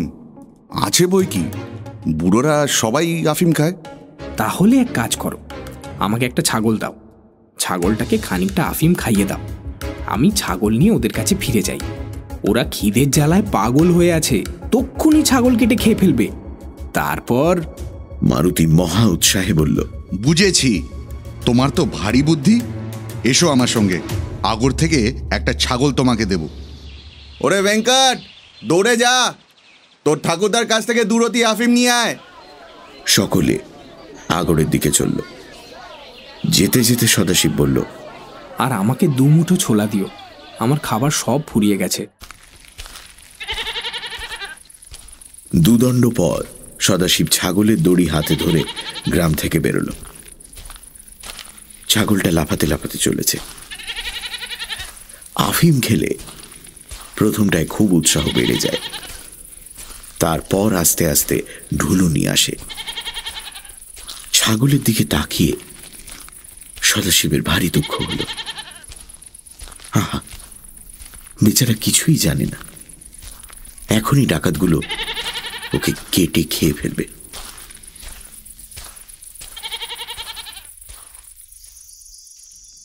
সদাশিব যখন ছাগল নিয়ে পাহাড়ের ওপর গুহার সামনে পৌঁছল, তখন সূর্য অস্ত যাচ্ছে।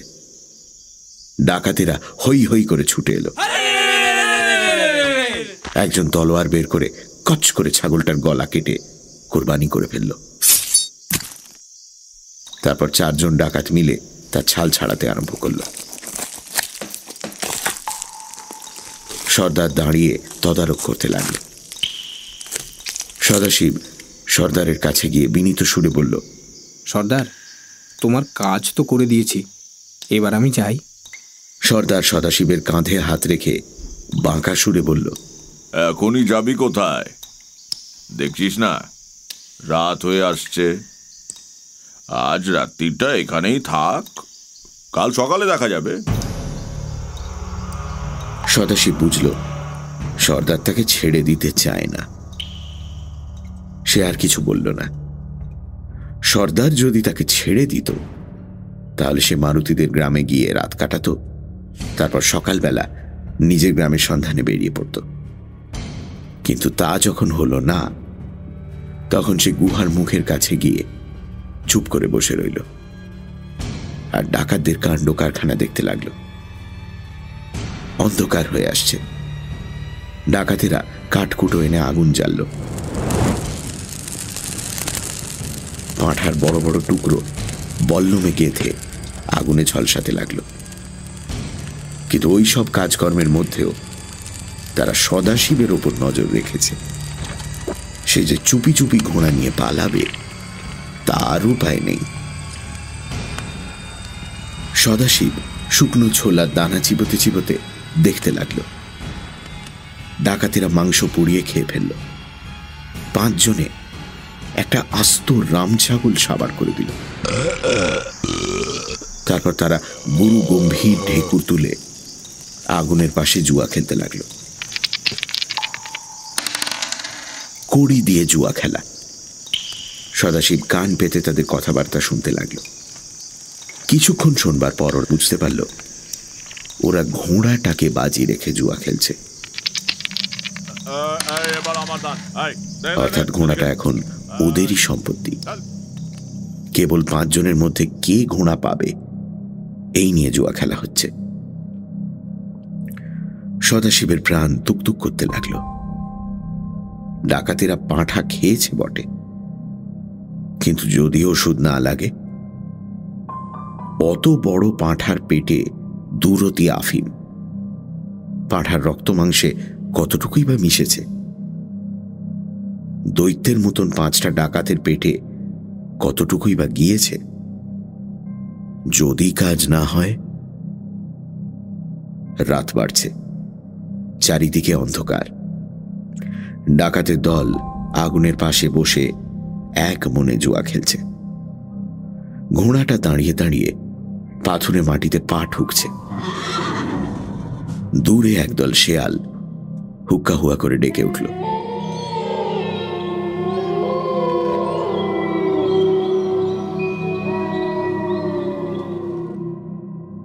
তারপর আবার চুপচাপ হয়ে গেল। ডাকাতের সর্দার 2 হাত মাথার উপর তুলে বিরাট হাই তুলল। তারপর জড়ানো গলায় বলল, আমি জিতেছি।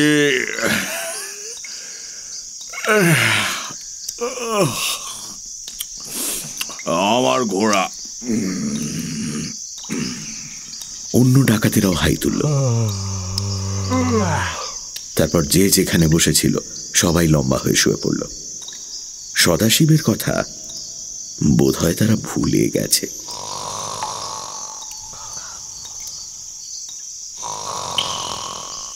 খানিক বাদে 5 জন ডাকাত একসঙ্গে নাক ডাকাতে শুরু করলো।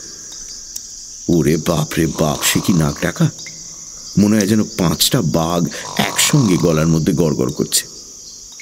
সদাশিব বুঝল আফিমের নেশা ধরেছে। তার ইচ্ছে হলো এই সুযোগে ঘোড়া নিয়ে পালায়। কিন্তু পালাবে কি করে? চারিদিকে ঘুটঘুটে অন্ধকার।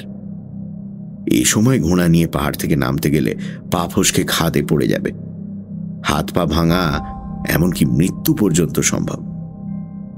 সদাশিব চুপি চুপি উঠে গিয়ে গুহা থেকে নিজের অস্ত্রশস্ত্রগুলো নিয়ে এলো। তৈরি থাকা ভালো। তারপর ঘোড়াটাকে এক মুঠো ছোলা খাইয়ে আবার এসে বসল। আকাশের তারাগুলো আস্তে আস্তে পূব থেকে পশ্চিমে সরে যাচ্ছে। আগুন নিভে গেছে। ডাকাতদের নাক ডাকা ছাড়া আর কোনো শব্দ নেই। গুহার গায়ে ঠেস দিয়ে বসে সদাশিবের চোখ ধীরে ধীরে বুজে এলো। তারপর হঠাৎ যখন সে চোখ চাইল, তখন পূব আকাশে আলো ঝিলমিল করছে। ডাকাতদের নড়াচড়া নেই, তারা অজ্ঞান অচেতন হয়ে ঘুমোচ্ছে। সদাশিব খাপ থেকে তলোয়ার বার করে পা টিপে টিপে ডাকাতদের কাছে গেল। ডাকাতেরা হাত পা ছড়িয়ে বিচিত্র ভঙ্গিতে পড়ে আছে, যেন যুদ্ধক্ষেত্রের মৃতদেহ। কেবল ভোঁস ভোঁস শব্দ করে নিঃশ্বাস ফেলছে। তাদের ঘুম সহজ ঘুম নয়, নেশার ঘুম। যদি ভাঙে তবে সেই দুপুরবেলা ভাঙবে।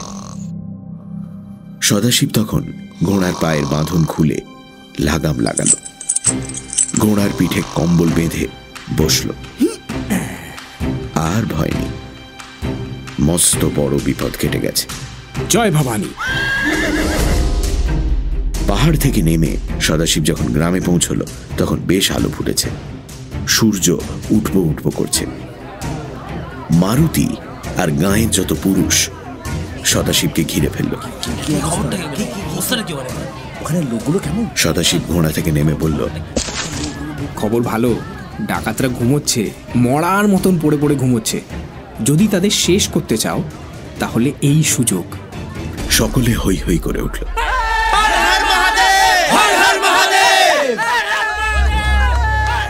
সদাশিব আঙুল দেখিয়ে বলল, ওই যে পাহাড় দেখছো, ওই পাহাড়ের গুহায়, গুহার মধ্যে ঝর্ণা আছে। আর বলতে হবে না, ঝর্ণা গুহা। ভাই সব চলো, আজ ডাকাতদের বংশ লোপ করব। মারুতি আর 10-12 জন গ্রামবাসী কোদাল, কুড়ুল, কাটারি নিয়ে বেরিয়ে পড়ল। বাকি গ্রামের লোকেরা সদাশিবের আদর যত্ন করল, পেট ভরে খাওয়ালো, ঘোড়াকেও খেতে দিল। সদাশিব তাদের জিজ্ঞেস করল, ডোঙ্গরপুর গ্রাম কোন দিকে তোমরা কেউ জানো? একজন আধবয়সী লোক বলল, হ্যাঁ জানি। আর তুমি কি ডোঙ্গরপুর যাবে নাকি? আরে সে তো অনেক দূর, ঘোড়ার পিঠে পৌঁছতেও বেলা 3 প্রহর হয়ে যাবে। এই বলে সে রাস্তা বাতলে দিল। সদাশিব তখন তাদের কাছে বিদায় নিয়ে ঘোড়ার পিঠে চলল। ওদিকে ঝর্ণা গুহার কাছে মারুতির দল তখন ডাকাতদের শেষ করেছে।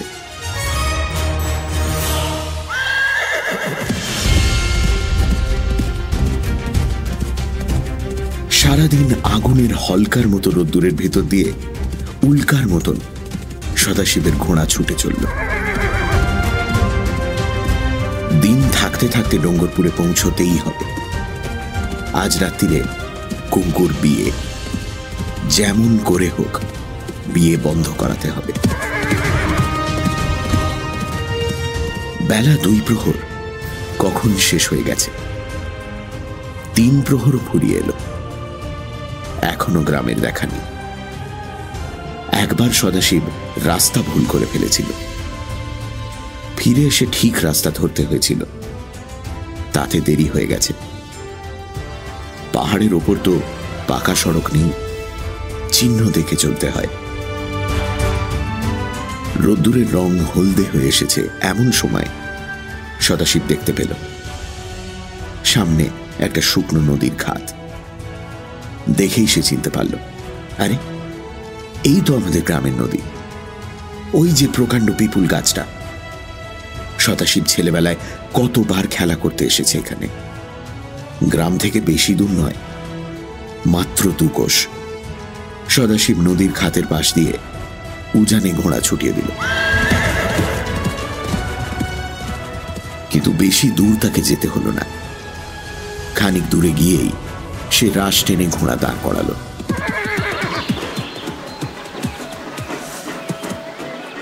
সামনে থেকে কাঁশি বাঁশি ঢোলের আওয়াজ আসছে। বরযাত্রীর দল হতভাগারা এসে পড়েছে।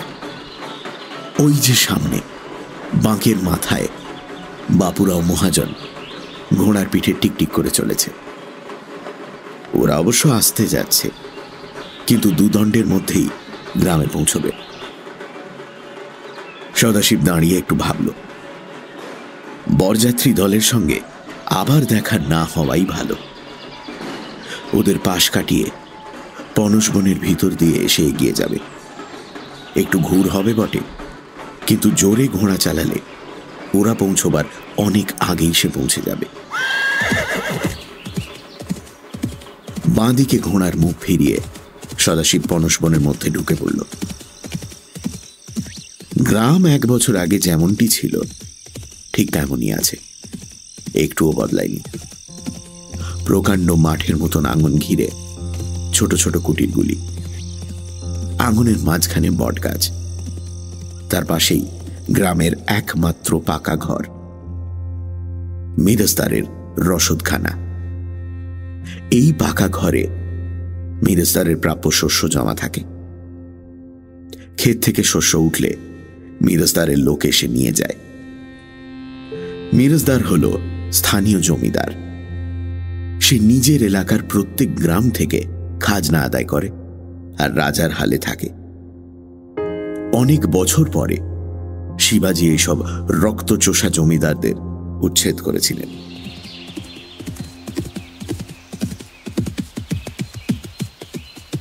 সদাশিবের ঘোড়া আঙ্গন পার হয়ে বিঠ্ঠল পাটিলের কুটিরের সামনে এসে দাঁড়ালো। দোরের দুপাশে কলার থাম, মাথার উপর আম পাতার মালা ঝুলছে, কিন্তু লোকজন বাজনা বাদ দিয়ে কিচ্ছু নেই। সদাশিব ডাকল, বিঠ্ঠল রাও, ও বিঠ্ঠল পাটিল। দোর খুলে বিঠ্ঠল পাটিল বেরিয়ে এলো। সদাশিবকে দেখে থমকে দাঁড়িয়ে পড়ল। সেপাইয়ের সাজ পোশাক পরা ঘোড়সাওয়ারকে দেখে প্রথমটায় চিনতে পারেনি, তারপর চিনতে পেরে তার চোখ আগুনের মতন জ্বলে উঠল।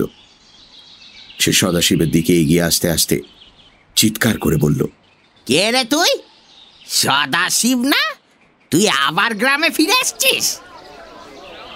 পাটিলের চিৎকার শুনে গায়ের লোকেরা যে যার ঘর থেকে বেরিয়ে সেই দিকে ছুটে আসতে লাগলো। পাটিলের পেছনে দোরের আড়াল থেকে কুঙ্কুর শঙ্কিত মুখ সদাশিব একবার দেখতে পেল। সে ব্যগ্র হয়ে বলল, বিঠ্ঠল রাও, আগে আমার কথা শোনো। বিঠ্ঠল পাটিল আরো চিৎকার করে বলল, তোর কথা শুনবো কেন, হতভাগা ঘোড়া চোর? সে পাইছে যে আমাকে কথা শোনাতে আসছিস?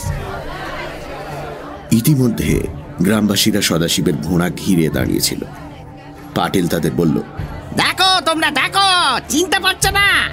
আমার ঘোড়া চুরি করে যে ছোড়া পালিয়েছিল সেই সদাশিব আবার কার ঘোড়া চুরি করে এখন এখানে ফিরে এসছে। সদাশিব মরিয়া হয়ে বলল, হ্যাঁ আমি সদাশিব, কিন্তু আমার কথাটা একবার শোনো। চাকন গ্রামের বুড়ো মহাজন বাপুরাওয়ের সঙ্গে তুমি কুঙ্কুর বিয়ে দিচ্ছ। বুড়োটা ভারী শয়তান, পুরনো বউকে বিষ খাইয়ে মেরেছে। ওর সঙ্গে যদি কুঙ্কুর বিয়ে দাও, কুঙ্কুকেও বিষ খাইয়ে মারবে।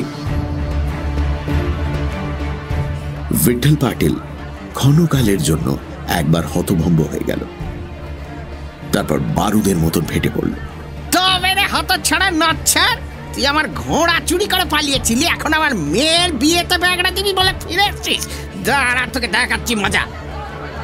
গায়ের লোকেদের মধ্যে সদাশিবের মামা সখারাম এসে দাঁড়িয়েছিল। পাটিল তার দিকে আঙুল দেখিয়ে বলল, দেখো সখারাম, তোমার ভাগ্নের কাণ্ডটা দেখো। আমি বড় লোকের সঙ্গে মেয়ের বিয়ে দিচ্ছি, তাই তোমাদের সহ্য হচ্ছে না? না? সখারাম মুখ ফিরিয়ে নিয়ে বলল, আমাকে কেন বলছো পাটিল? সদাশিব আমার ভাগ্নে বটে, কিন্তু ওর সাথে আমার কোনো সম্পর্ক নেই। তুমি ওকে শাস্তি দিতে চাও, স্বচ্ছন্দে দিতে পারো। দেবই তো শাস্তি, তোমরা ধরো ওকে সবাই। আজ রাত্রিরে রসদখানায় বন্ধ করে রাখবো, কাল সকালে মিরাজদার দরবারে নিয়ে যাবো। চুরির শাস্তি হাত কাটা, মিরাজদা ওর হাত কেটে নেবে। ধরো ওকে, নইলে এক্ষুনি পালাবে। সদাশিব ভ্যাল ভ্যাল করে চেয়ে রইল। ই কি কাণ্ড! কোথায় সে পাহাড় পর্বত ডিঙিয়ে ছুটে এসেছে কুঙ্কুকে সর্বনাশের হাত থেকে বাঁচাবার জন্য, আর কুঙ্কুর বাপ কিনা তার হাত কেটে দিতে চায়। হায় ভগবান, যার জন্য চুরি করি সেই বলে চোর। গায়ের লোকেরা কেউ সদাশিবের ওপর খুশি ছিল না। তারা তাকে জোর করে ঘোড়া থেকে নামালো।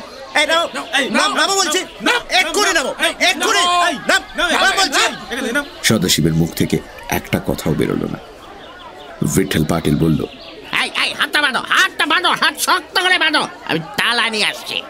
গ্রামবাসীরা গামছা দিয়ে সদাশিবের হাত বাঁধল।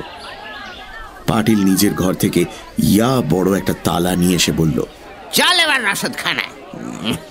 আজ রাত্রিরে কুঙ্কুর বিয়েটা হয়ে যাক, কাল সকালেই ছোঁড়াকে নিয়ে মিরাজদারের কাছে যাব। সকলে সদাশিবকে রসদখানার দিকে টেনে নিয়ে চলল। সদাশিব একটি কথাও বলল না। কি হবে কথা বলে? ভিঠল পাটিল যেরকম রেগে আছে, কোনো কথা শুনবে না। সদাশিব একবার ঘাড় ফিরিয়ে দেখল কুঙ্কু দৌড়ের সামনে এসে দাঁড়িয়েছে। ব্যাকুল চোখে তার দিকে চেয়ে আছে। রসদখানার দরজা খুব মজবুত, তাতে বড় বড় দুটো লোহার কড়া লাগানো। ঘরটা খালি পড়ে আছে, এই সময় শস্য কিছু নেই। সদাশিবকে ঘরের ভেতর ঠেলে দিয়ে ভিঠল পাটিল দরজায় তালা লাগালো। দরজায় সবে মাত্র তালা লাগিয়ে ভিঠল পাটিল প্রকাণ্ড চাবিটা তালার মধ্যে ঘুরিয়ে বের করতে যাবে, এমন সময় দূরে প্যাঁ প্যাঁ বাঁশির আওয়াজ শোনা গেল। তার সঙ্গে ঢোল আর কাঁসি বাজছে। সবাই ছুটে চলে গেল। ভিঠল পাটিলও চলল। বর আসছে, তাকে খাতির করে গ্রামের বাইরে থেকে আনতে হবে। তারপর বিয়ে, সব কাজ পড়ে আছে। ভিঠল পাটিল হন্তদন্ত হয়ে চলে গেল। চাবিটা তালার মধ্যেই লাগানো রইল। রসদখানার মধ্যে ঘুটঘুটে অন্ধকার। জানলা তো নেই, কেবল একটা বড় দরজা, তাও বন্ধ হয়ে গেছে। সদাশিব অন্ধকারে দাঁড়িয়ে মন স্থির করে নিল। বিপদের সময় মাথা ঠান্ডা রাখতে হবে, ঘাবড়ে গেলে চলবে না। সে বাঁধা হাতে দৌড়ে ধাক্কা দিতে দিতে বলল, দৌড় খুলে দাও, দৌড় খুলে দাও, আমি শিবাজি মহারাজের সিপাহী, আমাকে বন্ধ করলে বিপদে পড়বে, দৌড় খুলে দাও বলছি। দরজা কিন্তু খুলল না। দরজার ওপার থেকে সাড়া শব্দ এল না। সদাশিব বাজনাবাদ্যির আওয়াজ শুনতে পায়নি। সবাই যে চলে গেছে তাও জানতে পারেনি। সে খানিকক্ষণ চুপ করে দাঁড়িয়ে রইল। তারপর দাঁত দিয়ে হাতের বাঁধন খুলে ফেলল। মেঝে বসে ভাবতে লাগলো, এবার কি করা যায়? আমি এখানে সারা রাত বন্ধ থাকবো, আর ওই বউ খেকো বুড়োটা কুঙ্কুকে বিয়ে করবে? না না, কিছুতেই না। সদাশিব আর বসে থাকতে পারল না। লাফিয়ে উঠে দাঁড়ালো। ঘরে বাতাসের চলাচল নেই। তার সারা গা ঘামে ভিজে উঠেছে, দম বন্ধ হয়ে আসছে। তার উপর কুঙ্কুর ভাবনা। কি করবে সে এখন? বন্ধ করে হাওয়া যদি ফুরিয়ে যায়? হঠাৎ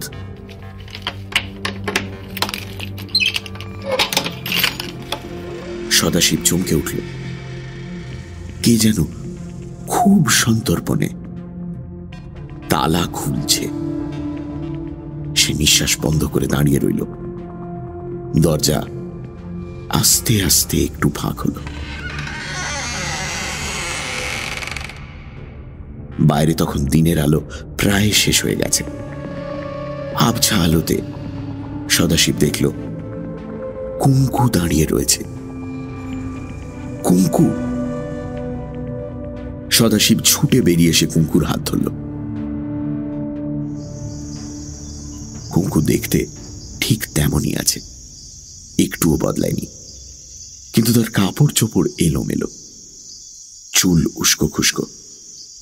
সে চাপা গলায় বলল, শিগগির, কথা বলার সময় নেই, তোমার ঘোড়া এনেছি, শিগগিরই ওর পিঠে উঠে বসো।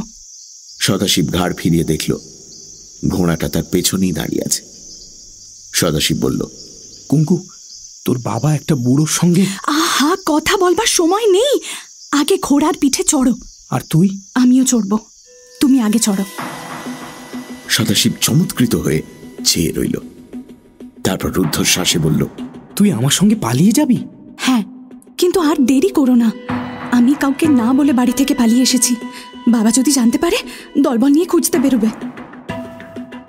সদাশিবের ইচ্ছে হলো চিৎকার করে গলা ফাটিয়ে অট্টহাসি হাসে, কিন্তু সে হাসল না। এক লাফে ঘোড়ার পিঠে উঠে বসে কুঙ্কুকে নিজের পিঠে কাছে তুলে নিল।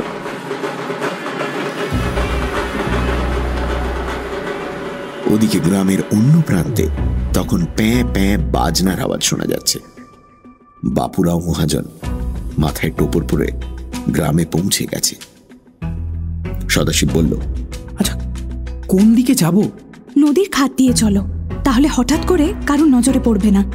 তারপর রাত্রির হয়ে গেলে আর ভাবনা নেই। সদাশিব ঘোড়া ছুটিয়ে দিল।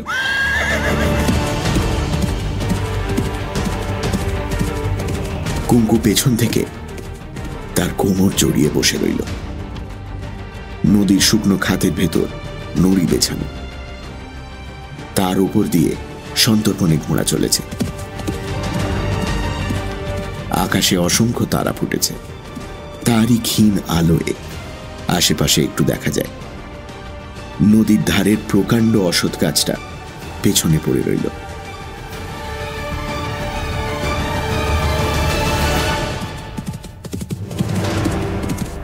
আরো কোষখানিক যাবার পর ঘোড়াটা দাঁড়িয়ে পড়ল, ঘাড় তুলে নাক ঝাড়ার মতো আওয়াজ করল। সদাশিব বলল, বোধহয় কাছাকাছি কোথাও জল আছে, বেচারা তেষ্টা পেয়েছে। লাগামটা একটু নাড়া দিতেই ঘোড়াটা পাশের দিকে চলল।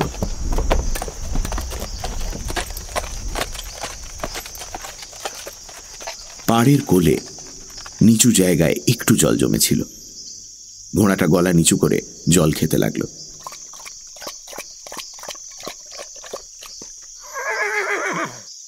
সদাশিব ঘোড়ার পিঠ থেকে নামলো, কুঙ্কুকেও নামালো। দুজনে আজলা ভরে জল খেল। তারপর মাটির ওপর মুখোমুখি বসল। ঘোড়াটা একটু জিরিয়ে নিক, তারপর আবার চলবে। তারার আলোয় দুজনে দুজনকে অল্প অল্প দেখতে পাচ্ছে। সদাশিব বলল, কুঙ্কু, বেজায় খিদে পেয়েছে রে। জল খেলে কি পেট ভরবে? তোর খিদে পায়নি? পেয়েছে, সারাদিন যে কিছু খাইনি। ওহো, বিয়ের জন্য উপোস করছিলি? বেচারি, এমন বিয়েটা ফসকে গেল। তা দুঃখ করিসনি, পুনায় গিয়ে মা জিজাবাইয়ের হাতে তোকে সঁপে দেবো, তিনি দেখে শুনে তোর খুব ভালো বিয়ে দেবেন। কুঙ্কু চুপ করে রইল। রাত্রি হবার পর একটু ঠান্ডা হাওয়া বইতে আরম্ভ করেছে। হঠাৎ সদাশিব বলল, ও হ্যাঁ, আরেকটা কথা বলতেই ভুলে গিয়েছিলাম। জানিস, কয়েক মাস আগে আমি বিজাপুরে গিয়েছিলাম, সেখান থেকে তোর জন্য একটা জিনিস এনেছি। আমার কথা মনে ছিল তাহলে? বারে, মনে থাকবে না কেন? কি জিনিস এনেছিলে? একটা সোনার আংটি, এই যে আমার কাছেই আছে। আংটিটা তোকে দেব বলেই তো গ্রামে এসেছিলাম। আঙ্গরাক্ষার ভেতর থেকে আংটি বের করে সদাশিব কুঙ্কুর হাতে দিল।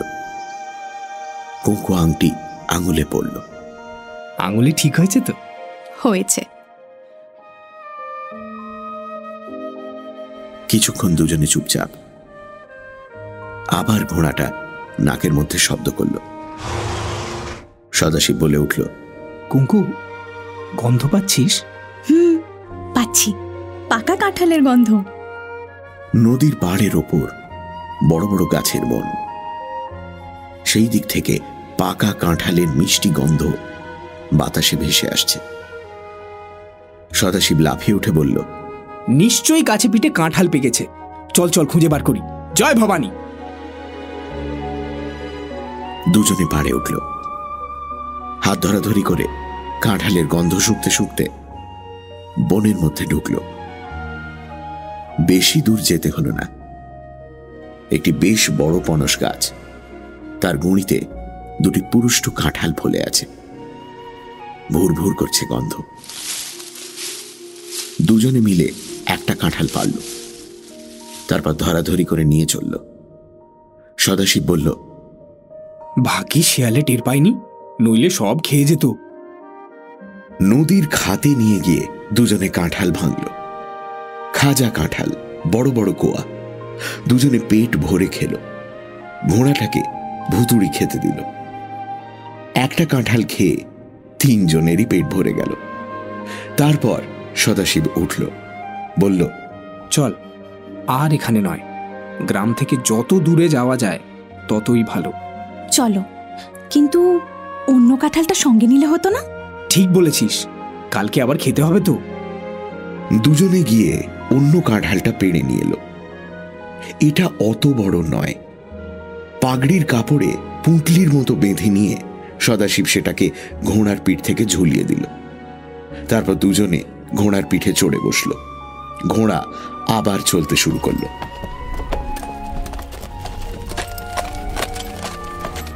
ঘোড়া অন্ধকারে সাবধানে পা ফেলে ফেলে চলেছে। কুঙ্কু আর সদাশিব গল্প করছে। কত গল্প, গল্প আর ফুরোয় না। সদাশিব প্রথম গ্রাম ছেড়ে চলে যাবার পর থেকে যা যা ঘটেছিল সব বলছে। শুনতে শুনতে কুঙ্কুর কখনো বুক দুরুদুরু করছে, কখনো মুখে হাসি ফুটছে। কুঙ্কু গ্রামের গল্প বলছে, সামান্য কথা, কিন্তু সদাশিবের শুনতে খুব ভালো লাগছে। এইভাবে রাত কেটে গেল। দিনের আলোয় ওরা চারিদিকে তাকিয়ে দেখল গ্রাম থেকে অনেক দূরে এসে পড়েছে। এখানে আর ধরা পড়বার ভয় নেই। সদাশিব চারদিকের দৃশ্য ভালো করে দেখে রাস্তা ঠিক করে নিল। ওই চূড়াটার পাশ দিয়ে উপত্যকা পেরিয়ে সোজা দক্ষিণ দিকে গেলে কাল দুপুরবেলা নাগাদ তারা চাকন দুর্গে পৌঁছতে পারবে। শিবাজি হুকুম দিয়েছেন ফেরার সময় চাকন দুর্গ হয়ে আসতে। সঙ্গে যদিও কুঙ্কু আছে, তবে হুকুম তামিল করতে হবে, প্রভুর আদেশ। সে কুঙ্কুকে বলল, সকালবেলা যতক্ষণ রোদ চড়া না হয় ততক্ষণ চলবো। দুপুরবেলা কোনো গুহা বা গাছতলায় আশ্রয় নেব। তারপর বিকেলবেলা আবার চলবো, যতক্ষণ না অন্ধকার হয়ে যায়। কি বলিস? হ্যাঁ, সেই ভালো। ঘোড়া আবার চলল। দুপুরবেলা পাহাড়ের একটা ঘোঁজের মধ্যে তারা একটা গুহা পেয়ে গেল। সেখানে কাঁঠাল খেয়ে সারা দুপুর খুব ঘুমল। তারপর বিকেলবেলা রোদ্দুর কমলে আবার চলল। সন্ধে হলো। আকাশে সরু এক ফালি চাঁদ দেখা দিয়েছে। তার আলোতে কিছুক্ষণ চলবার পর তারা একটা উপত্যকায় পৌঁছল। বড় বড় কয়েকটা গাছ আছে, এখানেই রাত কাটাতে হবে। ঘোড়া ছেড়ে দিয়ে তারা গাছে উঠল। গাছের ওপর কখনো জেগে, কখনো ঘুমিয়ে, কখনো ফিসফিস করে গল্প করে রাত কেটে গেল। ভোরবেলা বেরিয়ে দুপুরের কিছু আগে তারা চাকন দুর্গের কাছে পৌঁছল। সূর্যের আলোয় পাথরের দুর্গ ঝকঝক করছে। খোলা তোরণের সামনে প্রহরীরা বল্লম হাতে দাঁড়িয়ে আছে। পাশের গ্রামে লোকজন কাজকর্ম করছে। হয়তো সহস্রবুদ্ধি আছে ওদের মধ্যে। সদাশিব একটি গাছের আড়ালে গিয়ে ঘোড়া দাঁড় করালো। কুঙ্কুকে বলল, কুঙ্কু, তুই এই গাছের পিছনে লুকিয়ে বস থাক, আমি একবার দুর্গটা দেখে আসি। ভয় পাসনি, আমি যাব আর আসব। আচ্ছা বলে কুঙ্কু ঘোড়া থেকে নেমে গাছতলায় বসল। সদাশিব ঘোড়া চালালো। দুর্গ তোরণে 5 জন প্রহরী দাঁড়িয়ে আছে, কিন্তু সেদিন যারা ছিল তারা নয়। সদাশিব তাদের সামনে ঘোড়া দাঁড় করিয়ে বলল, আমি কয়েকদিন আগে এসেছিলাম কাজের খোঁজে, তখন কিল্লাদারের সঙ্গে দেখা হয়নি। আজ দেখা হবে কি? প্রহরীরা একসঙ্গে হেসে উঠল। ছেলে বলে কি? তারপর শিবাজি বেরিয়ে এলেন দুর্গের ভেতর থেকে। হেসে বললেন, কিরে, তুই এরই মধ্যে ফিরে এলি?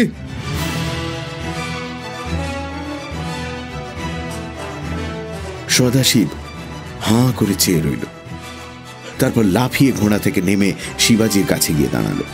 রাজা, তুমি এখানে? শিবাজি তার কাঁধে হাত রেখে বললেন, চাকন দুর্গ দখল করেছি কাল রাত্রে। দখল করেছো? লড়াই হয়েছিল? না, লড়াইয়ের দরকার হয়নি। তাহলে কি করে দখল করলে রাজা? খুব সহজে। তোর হাতে ফিরঙ্জির নামে চিঠি দিয়েছিলাম, তুই ভারী চালাকি করে ফিরঙ্জিকে চিঠিটা দিয়েছিলি। আগুনের ত্রিশূল, সব শুনেছি আমি ফিরঙ্জির মুখে। বলে শিবাজি সদাশিবের পিঠ চাপড়ে দিলেন। তারপর চিঠিতে লেখা ছিল ফিরঙ্জি যেন রাত্রিরে ঘরের জানলা খুলে রাখে আর জানলা থেকে একটা দড়ি ঝুলিয়ে রাখে। ফিরঙ্জি তাই রেখেছিল। কাল দুপুর রাত্রিরে আমি 50 জন মাওলা নিয়ে দড়ি বেয়ে একে একে ফিরঙ্জির ঘরে ঢুকলাম। তারপর আর কি, ওরা যখন দেখলো আমরা দুর্গে ঢুকে পড়েছি তখন আর লড়াই করলো না, আত্মসমর্পণ করলো। এক ফোঁটা রক্তপাত হলো না, দুর্গ দখল হয়ে গেল। সদাশিব চমৎকৃত হয়ে চেয়ে রইল। শিবাজি বললেন, এবার তোর খবর বল, গায়ের পাটিল তোকে ধরেছিল? সদাশিব হেসে বলল, হ্যাঁ ধরেছিল, সে অনেক কথা। রাজা, গ্রাম থেকে একটা জিনিস এনেছি, তুমি দেখবে। কি জিনিস এনেছিস? এক্ষুনি আনছি। বলে সদাশিব ঘোড়ার পিঠে চড়ে ছুটে চলে গেল। কিছুক্ষণ পরে এক হাতে ঘোড়ার লাগাম, অন্য হাতে কুঙ্কুর হাত ধরে শিবাজির সামনে এসে দাঁড়ালো। শিবাজি অবাক হয়ে বললেন, এ কি রে, মেয়ে কোথায় পেলি? বিঠল পাটিলের মেয়ে কুঙ্কু। ওর বাপ এক বুড়ো মহাজনের সঙ্গে ওর বিয়ে দিচ্ছিল, তাই ও আমার সঙ্গে পালিয়ে এসেছে। কুঙ্কু লজ্জায় চোখ নিচু করে রইল। শিবাজি হো হো করে হেসে উঠলেন। তুই কি রে, আগের বারে পাটিলের ঘোড়া চুরি করে পালিয়েছিলি, এবার তার মেয়েকে চুরি করে আনলি। এখন কি করবি ওকে নিয়ে? ও তো আর ঘোড়া নয় যে ঘোড়া সালে বেঁধে রাখবি। কুঙ্কুকে জিজামার কাছে রেখে দেবো। হ্যাঁ, সে কথা মন্দ নয়। মার কথায় মনে পড়লো, মা পুনায় এসেছেন। তুই তাহলে আর এখানে থেকে কি করবি? কুঙ্কুকে নিয়ে পুনায় চলে যা, খাওয়া দাওয়া সেরে বেরিয়ে পড়, সন্ধ্যের আগেই পুনা পৌঁছে যাবি। আমি এখানকার সব ব্যবস্থা করে কাল ফিরব। এখানে যুদ্ধ টুদ্ধ হবে না? না, ভয় নেই, তোকে ছেড়ে আমি যুদ্ধে যাব না। এই বছর বর্ষার আগে আর যুদ্ধ হবে না। আয়, তোরা ভেতরে আয়।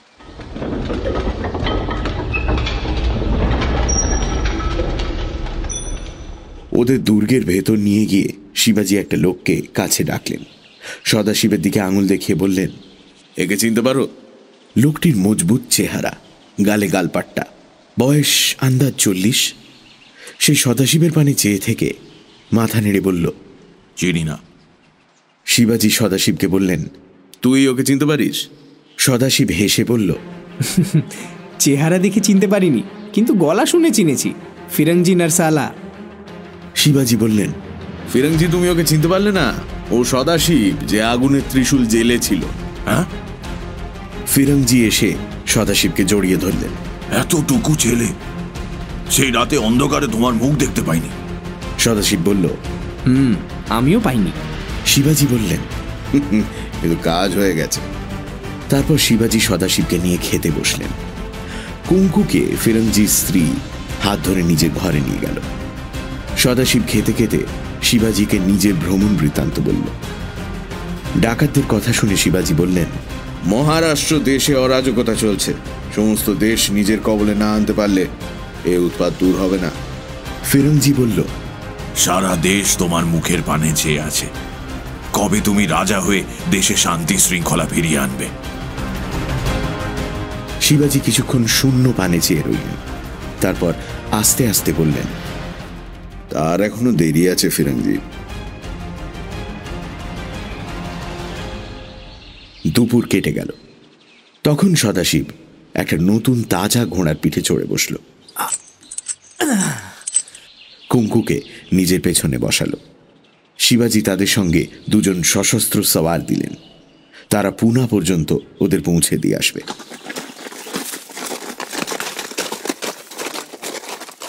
দুর্গের তোরণ দিয়ে বেরিয়ে সদাশিব দেখল সহস্রবুদ্ধি দাঁড়িয়ে আছে। তার এ কান থেকে ও কান পর্যন্ত হাসি। সে বলল, তুমি এসেছো, আমি দেখেছি। তোমার সঙ্গে ও কে? সদাশিব বলল, ও আমার গ্রামের মেয়ে। তোমার গ্রামের খবর কি? মহাজন বিয়ে করেছে? এখনো ফেরেনি। বউ নিয়ে তবে তো ফিরবে। বউ কোথায়? বউ তো পালিয়েছে।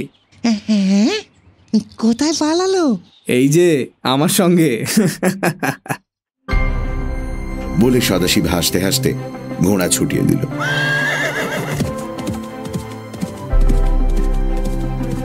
সহস্রবুদ্ধি কিছুক্ষণ হাঁ করে রইল। তারপর লাফাতে লাফাতে গ্রামের পানে ছুটল। এমন জবর খবর গ্রামের লোককে না দিয়ে থাকা যায়?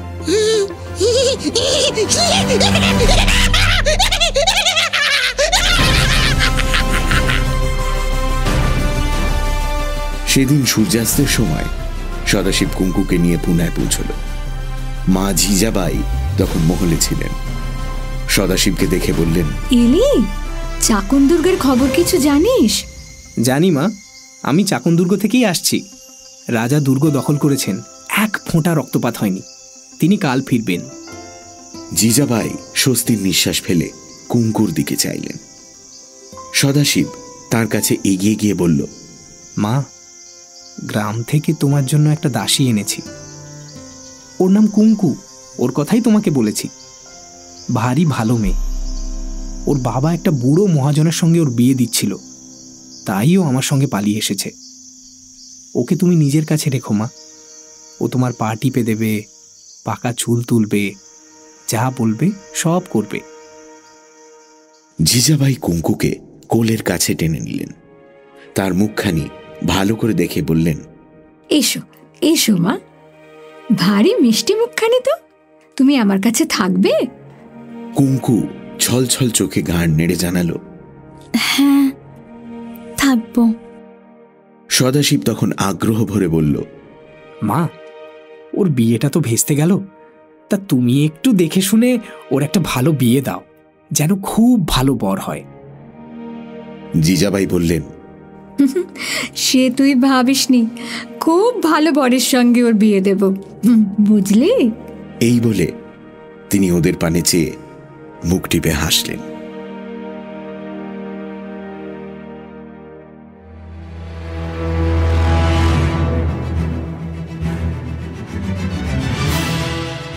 শুনছিলেন সদাশিবের হৈ হৈ কাণ্ড।